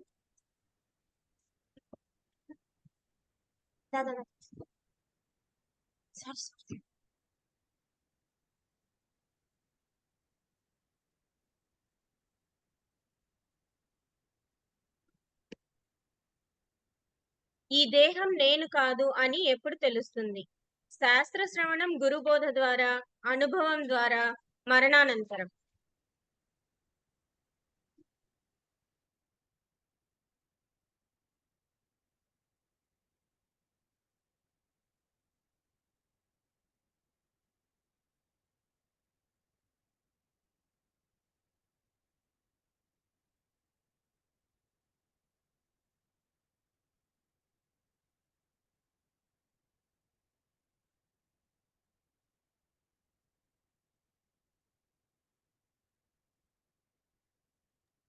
స్టాప్ చేస్తున్నామండి.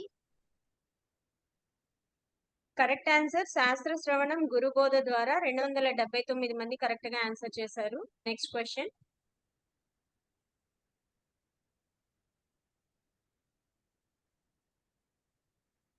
మన అనుభవంలో నేను దేహం కాదని ఎప్పుడు తెలుస్తుంది? స్వప్నావస్థలో, జాగ్రత్తావస్థలో, స్వప్నంలో దేహానికైన గాయం మెలకువలో భావించినప్పుడు. భావించినప్పుడు.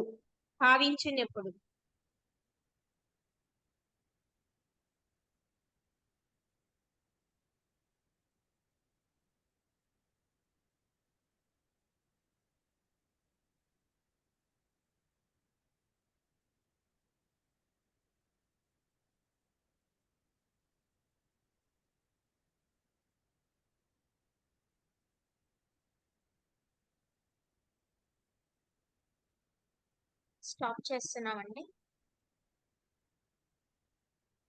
కరెక్ట్ ఆన్సర్ స్వప్నంలో దేహానికైన గాయం మెలకువలో భావించినప్పుడు. Next question.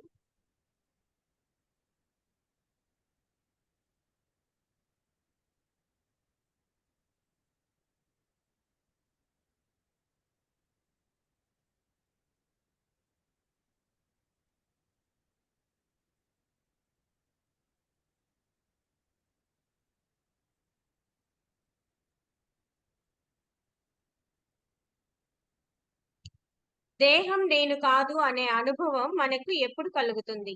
మన నిజ స్వరూపంలో ఆత్మస్వరూపంలో నిలిచినప్పుడు, స్వప్నంలో కలుగుతుంది, సుషుప్తిలో కలుగుతుంది.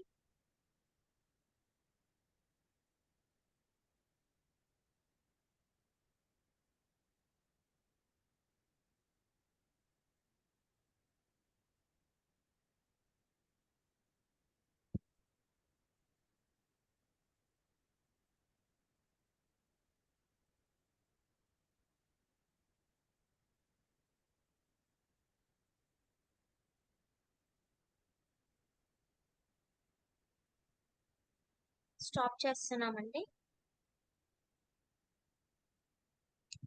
కరెక్ట్ ఆన్సర్ మన నిజ స్వరూపంలో ఆత్మస్వరూపంలో నిలిచినప్పుడు 308 మంది కరెక్ట్ గా ఆన్సర్ చేశారు. Next question.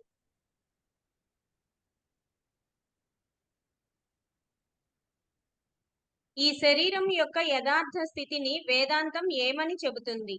విడిచిపెట్టరాదని, కుళ్ళిన శవం అని, ఎంతో విలువైనదని.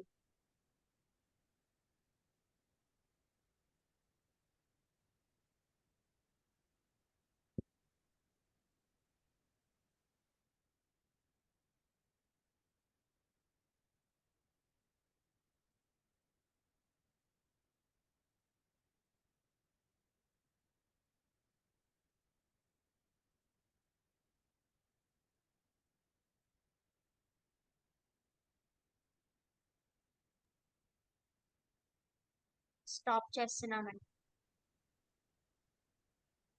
కరెక్ట్ ఆన్సర్ కుళ్ళిన శవం అని 300 మంది కరెక్ట్ గా ఆన్సర్ చేశారు. Next question.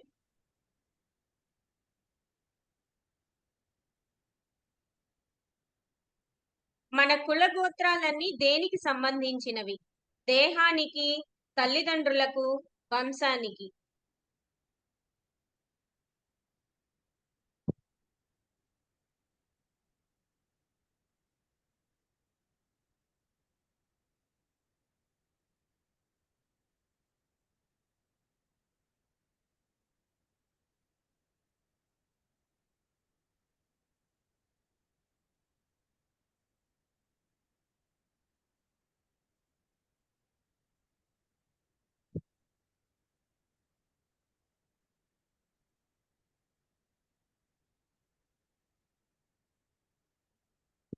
స్టాప్ చేస్తున్నామండి.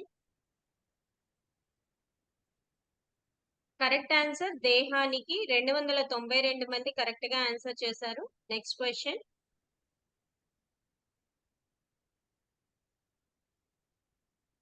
నిత్యమైన ఆనందం, బ్రహ్మానందం ఎప్పుడు లభిస్తుంది?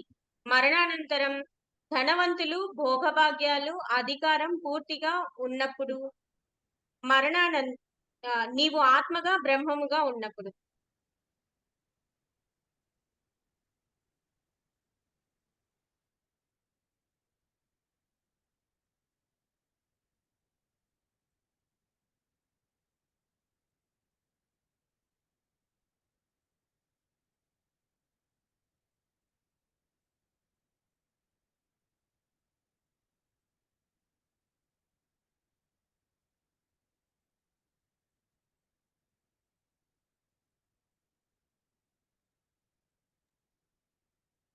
స్టాప్ చేస్తున్నామండి.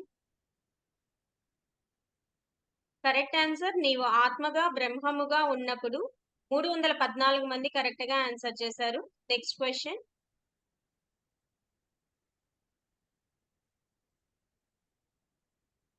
నేను చేస్తున్నాను అనే భావనను ఏమంటారు? ప్రమాతృత్వం, భోక్తృత్వం, కర్తృత్వం.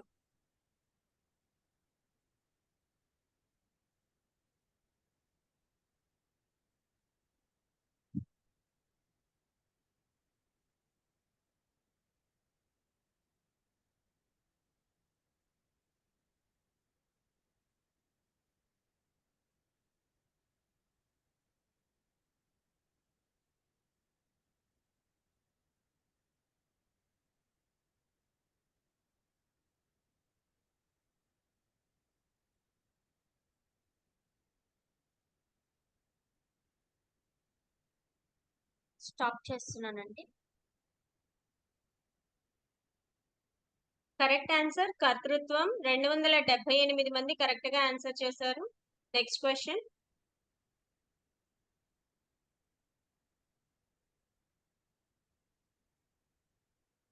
భోక్తృత్వం అంటే తినటం, భోగాలు అనుభవించటం, నేను అనుభవిస్తున్నాను అనే భావం.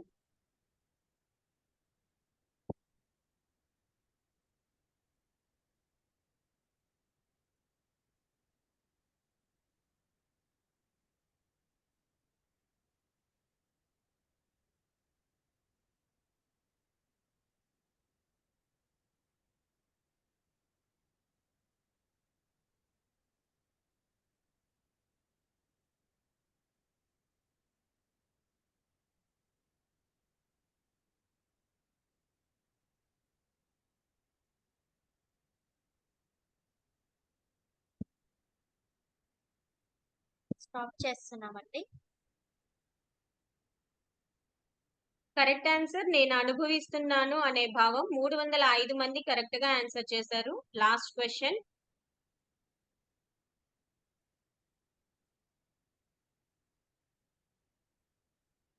ఆత్మగా ఉండిపోవాలంటే ఏమి చెయ్యాలి? ధ్యానం చెయ్యాలి, నేను ఆత్మను అనే భావాన్ని పదే పదే విచారణ చేయాలి, శాస్త్రాన్ని శ్రవణం చేసి మననం చేయాలి.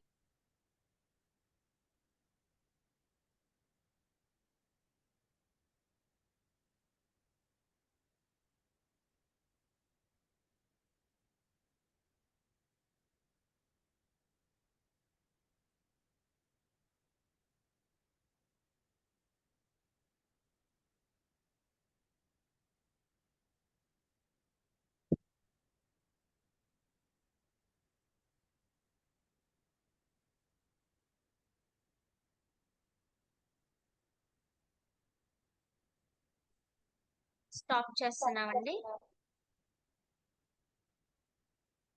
కరెక్ట్ ఆన్సర్ నేను ఆత్మను అనే భావాన్ని పదే పదే విచారణ చేయాలి. 310 మంది కరెక్ట్ గా ఆన్సర్ చేశారు.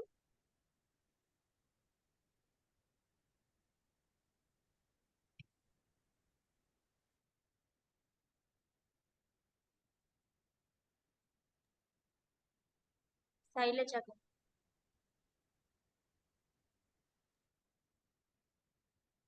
నమస్కారం గురుదేవా. అమ్మ నమస్తే.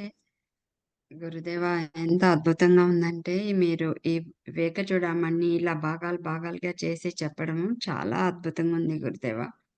ఈ రోజు మీరు చెప్తుంటే నేను భారతీయుని అట్లా అన్నారు కదా, అది నిజంగానే గురుదేవా. 25 ఏళ్ల క్రితం ఈ కంట్రీకి వర్జీనియాకి వచ్చినప్పుడు షాప్కి వెళ్తే ఎవరో అడిగారు గురుదేవా, ఎవరో పాపం షాప్కి వచ్చిన వాళ్ళే, మీరు ఏ దేశం నుంచి? మెక్సికో నుంచి అని చెప్పి అడిగారు. అయ్యో ఫ్రమ్ మెక్సికో అంటే అది చిన్న మాటే అడిగారు కదా, దానికే అలా కళ్ళల్లో నీళ్ళు వచ్చేసాయి. హై, నన్ను చూస్తే నేను భారతీయుల్లాగా కనిపించలేదా వీళ్ళకి? వీళ్ళకి ఎంత పొగరు, నన్ను ఇట్లా అడిగారే అని ఒక ఉక్రోషం అన్నీ వచ్చేసాయి గురుదేవ్.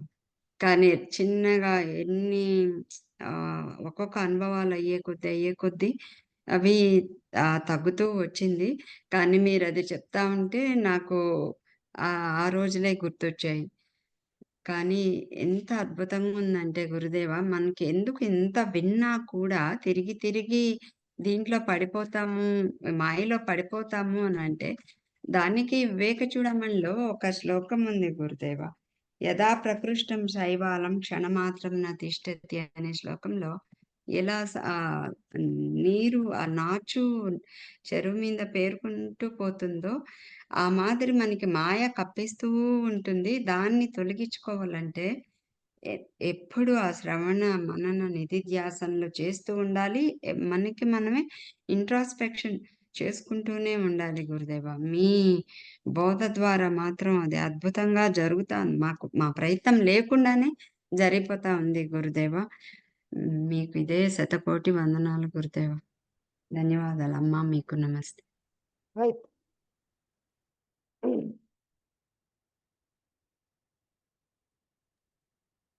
సీతారామయ్య. గురువు గారు, మీకు అమ్మగారికి శతకోటి వందనాలండి. ఈ వివేక చూడమని ఎంత బాగా మీరు విపులంగా చెప్తున్నారంటే ఇది వర్ణనాతీతం అండి. వివేక చూడమని అంటే ఇంగ్లీష్లో మనము క్రౌన్ జ్యువెల్ అండి. This is the crown jewel of all Advaita books అండి. ఇది క్రౌన్ జ్యువెల్ అంటే మెయిన్ క్రౌన్ జ్యువెలే. అందులో మీరు చెప్పేది ఏంటంటే నేర్చుకునేదంతా భగవద్గీత ఉపనిషత్తు ఒకటి, ఇది ప్రాక్టికల్గా ఎలా చేయాలి, అలా చేయకపోతే ఏమవుతుంది అని ముట్టి కొట్టి చెప్తున్నారండి. చేయబట్టుకొని ఒక మోక్షాన్ని తీసుకెళ్తున్నారు అన్నమాట. అది శంకరాచార్య ఎలా చెప్పారో మీరు అంతకంటే క్లియర్గా బాగా చెప్తున్నారు గురువు గారు. అమోఘంగా ఉంది. అది వర్ణనాతీతం అండి. చాలా బాగా చెప్తున్నారు.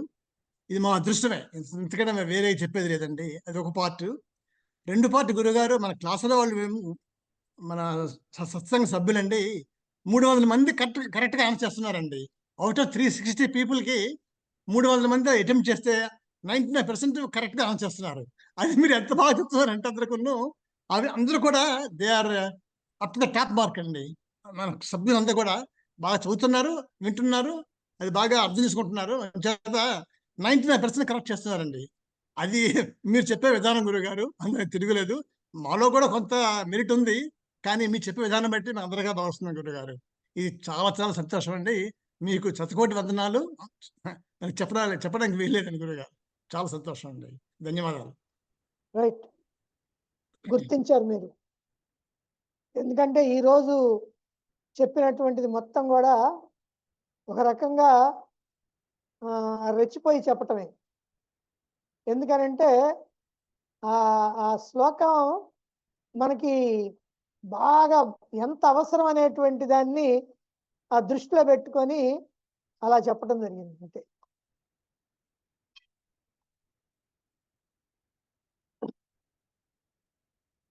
అన్ని గురుగారు మా ఇంగ్లీష్ ప్రతి సండే క్లాస్ ఉంటుందండి. ఇప్పుడు సాధన పంచకం చేస్తున్నామండి. ఇంగ్లీష్ సాధన పంచకము మన శంకరాచార్య వారిది. అది కూడా చెప్తుంది తప్ప ఈ విధంగా ఇలా చెయ్యు, ఇలా చేయకపోతే కష్టం వస్తుందని చెప్పడం లేదండి. సాధన పంచకం పేరు ఉంది, కానీ ఇప్పుడు మీరు చెప్పినట్టు వివేక చూడమని ఇది కంప్లీట్ ప్రాక్టికల్గా అప్లికేషన్ ఉన్నాయండి. అది చెప్దామనండి, అందుకు చెప్తున్నాను. నమస్కారం, ధన్యవాదాలు గురుగారు. ధన్యవాదాలు. సాధన పంచకం మంది కూడా ఉంది. 5 శ్లోకాలు, 5 8 40 సాధనలు ఉన్నాయి. సాధనలు కాకపోతే అన్ని మనకి పనికొచ్చేవి కాదు, అన్ని మనకి సాధ్యమయ్యేవి కాదు, అన్ని మనకి అవసరం కూడా కాదు. దాంట్లో కొన్ని మాత్రమే మనకి అవసరం అవుతాయి. అందుకని దాని మీద నేను ఇప్పుడు అంత ఇంట్రెస్ట్ చూపించను. చెప్పడం అయితే చెప్పాం, అయిపోయింది. బుక్ మాత్రం లేదు, కానీ మీకు దీంట్లో ఉంది, మొబైల్ యాప్లో ఉంది. ఉందండి. అది పాయింటర్స్, అవి 40 సూత్రాలు, 40 పాయింటర్స్ అనమాట. కానీ దానికంటే ఇది చాలా బాగుందండి. మీరు చెప్పే చాలా బ్రహ్మాండంగా ఉంది. వివేక చూడమని వెరీ ప్రాక్టికల్. వివేక చూడమని మనం భగవద్గీత ఉపనిషత్తులు తెలుసుకున్న తర్వాత, భగవద్గీత ఉపనిషత్తులు తెలుసుకున్న తర్వాత, కొన్ని ప్రకరణ గ్రంథాలు కూడా తెలుసుకున్న తర్వాత ఫైనల్ ఇదే. ఇంకా చెప్పాలంటే ఇంకా బ్రహ్మాండంగా ఉంది. పోను ఇంకా బ్రహ్మాండంగా ఉంటుంది. చివరిలో చాలా బాగుంటాయండి. 350 శ్లోకాలు చాలా చాలా బాగుంటాయి. మేము గురుగారు ఇంగ్లీష్లో ఇది మన చిన్న మిషన్లో నేర్చుకున్నాము. 4 years పూర్తి. It took about 4 years to complete అండి. 4 ఏళ్ళు పట్టించి పూర్తి చేయడానికి. కానీ మీరు చెప్పిన విధానము ఎక్కడ దానికి పోలిక లేదండి. మీరు చాలా బ్రహ్మాండంగా ప్రాక్టికల్గా బోధపడి చెప్తున్నారు మాకు. చాలా చాలా గొప్పగా ఉంది గురుగారు. ధన్యవాదాలండి. రైట్.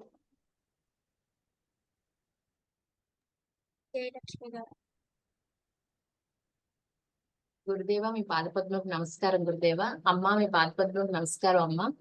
గురుదేవ, ఈరోజు చాలా బాగా హత్తుకుంది గురుదేవ. మీరు చెప్పింది డైరెక్ట్ గా బాగా, అంటే ఎప్పుడు చెప్పేదైనా మీరు ఇంకా బాగా అలా లోపలికి ఇంజెక్ట్ చేసినట్టు అనిపించింది. ఈ జనన మరణ సంసార చక్రంలో ఎందుకు ఇరుక్కోవడానికి అనేక ప్రతిబంధకాలు ఉన్నాయి అని ఒక్క మాటలో చెప్తాను. అదేంటి అంటే అహంకారం అని. ఆ అహంకారం కూడా బాగా ఎలా అర్థమైందంటే గురుదేవ, అహంకారం అంటే ఏంటి అంటే జీవభావంలో ఉండటం అని. అంటే ఈ దేహం చేసే పనులన్నీ నేను చేస్తున్నాను అనుకోవటం, అలాగే మనసు చేసే ఆలోచనలన్నీ, అనుభవాలన్నీ నేను చేస్తున్నానని నా నెత్తి మీద వేసుకోవటం, అది జీవభావం. అవన్నీ నేను కాదు, వాటి వల్ల నాకు దుఃఖాలు సుఖాలు వస్తున్నాయి. అయితే జీవభావం చచ్చిపోవటం అంటే ఏంటంటే, ఎప్పుడైతే నేను ఇదంతా దేహం చేసుకుంటుంది, మనసు ఆలోచనలు చేస్తుంది, అనుభవాలు పొందుతుంది. నేను కాదు, నేను చైతన్యాన్ని, నేను ఎప్పుడు నిత్యమైన ఆనందాన్ని అనే భావనలో ఉండగలుగుతానో కంటిన్యూస్ గా, ఆ జీవభావాన్ని ఎప్పుడైతే వదిలేస్తానో నా అహంకారాన్ని వదిలేసినట్టే. జీవభావం ఉండటం అంటే నేను చేస్తున్నాను, నేను అనుభవిస్తున్నాను, నాకు వస్తున్నాయి ఇవన్నీ అనుకుంటే నేను జీవభావంలో ఉన్నట్టు. ఎప్పుడైతే ఆ భావాన్ని కంప్లీట్ గా విడిచిపెట్టగలుగుతానో ఆటోమేటిక్ గా ఆత్మగా ఉండిపోతాను. దీన్ని నిరసించటమే, ఈ అహంకారాన్ని, జీవభావాన్ని నిరసిస్తే చాలు, ఆటోమేటిక్ గా నేను ఆత్మభావంలో ఉండిపోతాను. అది నేను కాదు అన్నప్పుడు నేను ఆనంద స్వరూపంగా ఉండిపోతాను అని. అది బాగా చాలా సింపుల్ గా చిన్న ముద్ద చేసి నోట్లో పెట్టినట్టుగా ఎందుకో ఈ రోజు అలా బాగా అంతా అర్థమైపోయినట్టు అనిపించింది గురుదేవ. అంటే ఇంకా బాగా సాధన చెయ్యాలి. అంత ఈజీగా అంటే కాసేపు ఉంటాము, కాసేపు బయటకు వచ్చేస్తాము, కానీ బాగా అర్థమైనట్టు అనిపించింది ప్రాక్టికల్ గా. అద్భుతంగా వివేక చూడమని చేయి పట్టుకొని లాక్కుని లేకపోతే కొట్టైనా తీసుకెళ్తుందని చెప్పారు గురుదేవ. వివేక చూడమనే కాదు, మీరు కూడా మీరు కూడా కాదు గురుగారు, మీరే మమ్మల్ని అలా తీసుకెళ్తున్నారు. ఖచ్చితంగా మేము ఏం చేసైనా మీరు మా చేత ఎలా అయినా మోక్షాన్ని మమ్మల్ని పొందేలా చేస్తారు గురుదేవ. మీకు అనంత కోటి నమస్కారాలు గురుదేవ. రైట్.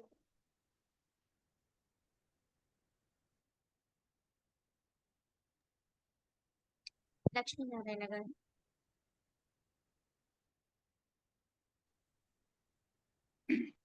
సాక్షాత్ పరబ్రహ్మ స్వరూపులు అయిన గురుదేవులకు, వేదవర్షిని అమ్మగారికి సాష్టాంగ దండ ప్రణామములు. ఈ వివేక చూడమని చాలా మీరు బల్లగుద్ది, మీరు మీ దేహాన్ని దేహము, మనోబుద్ధులను, అహంకారాన్ని వదిలిపెట్టండి, ఆత్మగా ఉండండి అని చెప్పేసి మీరు పదే పదే చెప్తున్నారు. చాలా చాలా చక్కగా ఉన్నది స్వామి. ఈరోజు ఒక క్వశ్చన్లో నేను చేస్తున్నాను అనే దాంట్లో ప్రమాతృత్వం అని ఇచ్చారు స్వామి. ఆ ప్రమాతృత్వం అంటే ఏంటి? అది ఊరికనే మీరు అది లేనటువంటి దాన్ని అక్కడ ఇచ్చాం.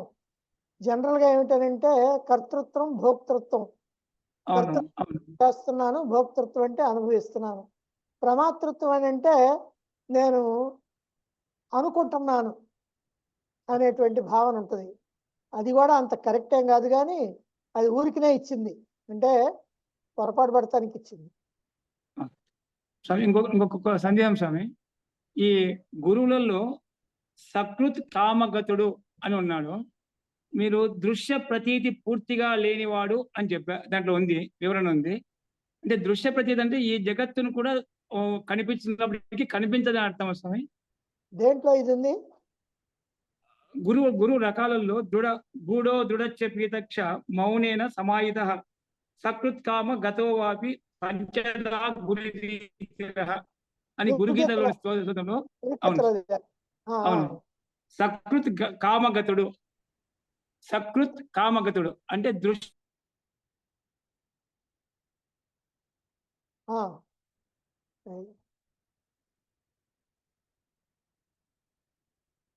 సరే, నెక్స్ట్. ఆయన డిస్కనెక్ట్ అయిన సరే, ప్రభావతి గారు.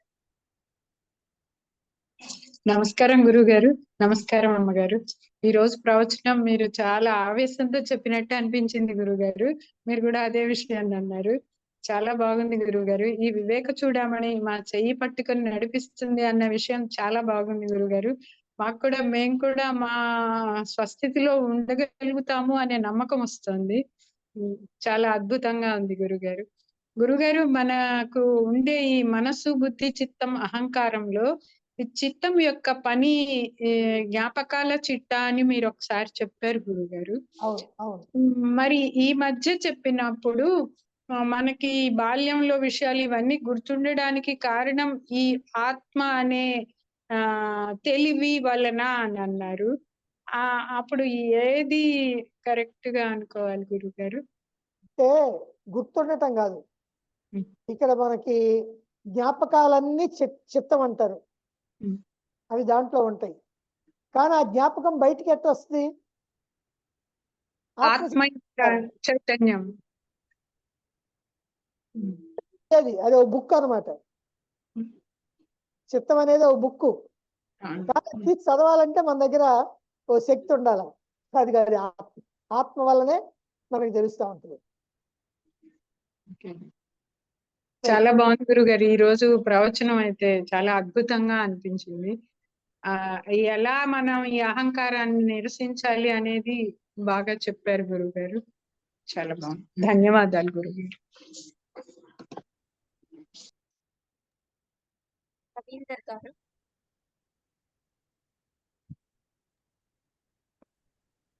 గురుదేవులకు అమ్మగారికి శతకోటి ప్రణామాలు. గురుదేవ, ఈరోజు చాలా చాలా చాలా బాగుంది.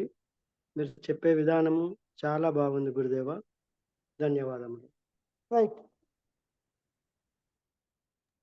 ఆశా గారు. గురువుగారికి అమ్మగారి పాదాలకి శతకోటి వందనాలండి. గురుగారు ఈరోజు చాలా బాగుందండి. అసలు ఎటు పక్క తిరిగినా కూడా కొరడతో కొట్టినట్టు అనిపించింది. ఎంత బాగా చెప్పారంటే ఈ రోజు అసలు ఈ అహం అనేది మన ఈ జీవనం దీని గురించి అసలు ఎంత బాగా అర్థమవుతుందో. మీరు మామూలుగా వివేక చూడమని అందరు చెప్తారు కదా, ఫిజిక్స్ లాగా అని, డ్రై సబ్జెక్ట్ అని, బ్రహ్మసూత్రాలు అట్లే, కానీ ఇవే మాకు బాగా అర్థమవుతున్నాయి. అంత మీరు కష్టపడి చెప్తున్నారండి. అసలు వివేక చూడమని అర్థం కావాలంటే అసలు మేము ఎన్ని జన్మల పుణ్యం చేసుకున్నామండి. ఈ రోజు శ్లోకం అయితే అసలు ఎంత బాగా అర్థమైందండి. అసలు నాకు తెలిసి ఈ 400 మంది ఎవరు మర్చిపోరు ఈ రోజు శ్లోకం. అంత బాగా చెప్పారండి. శతకోటి వందనాలండి. రైట్.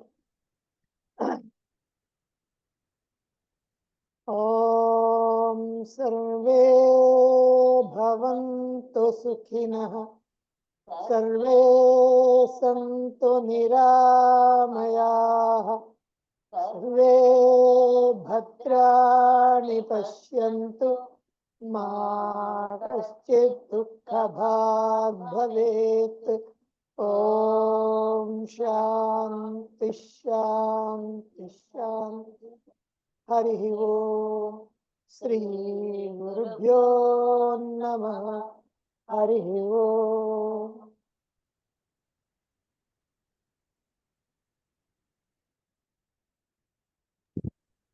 మరలా రేపు 7ంటికి సత్సంగంలో తిరిగి కలుసుకుందామండి. Thank you.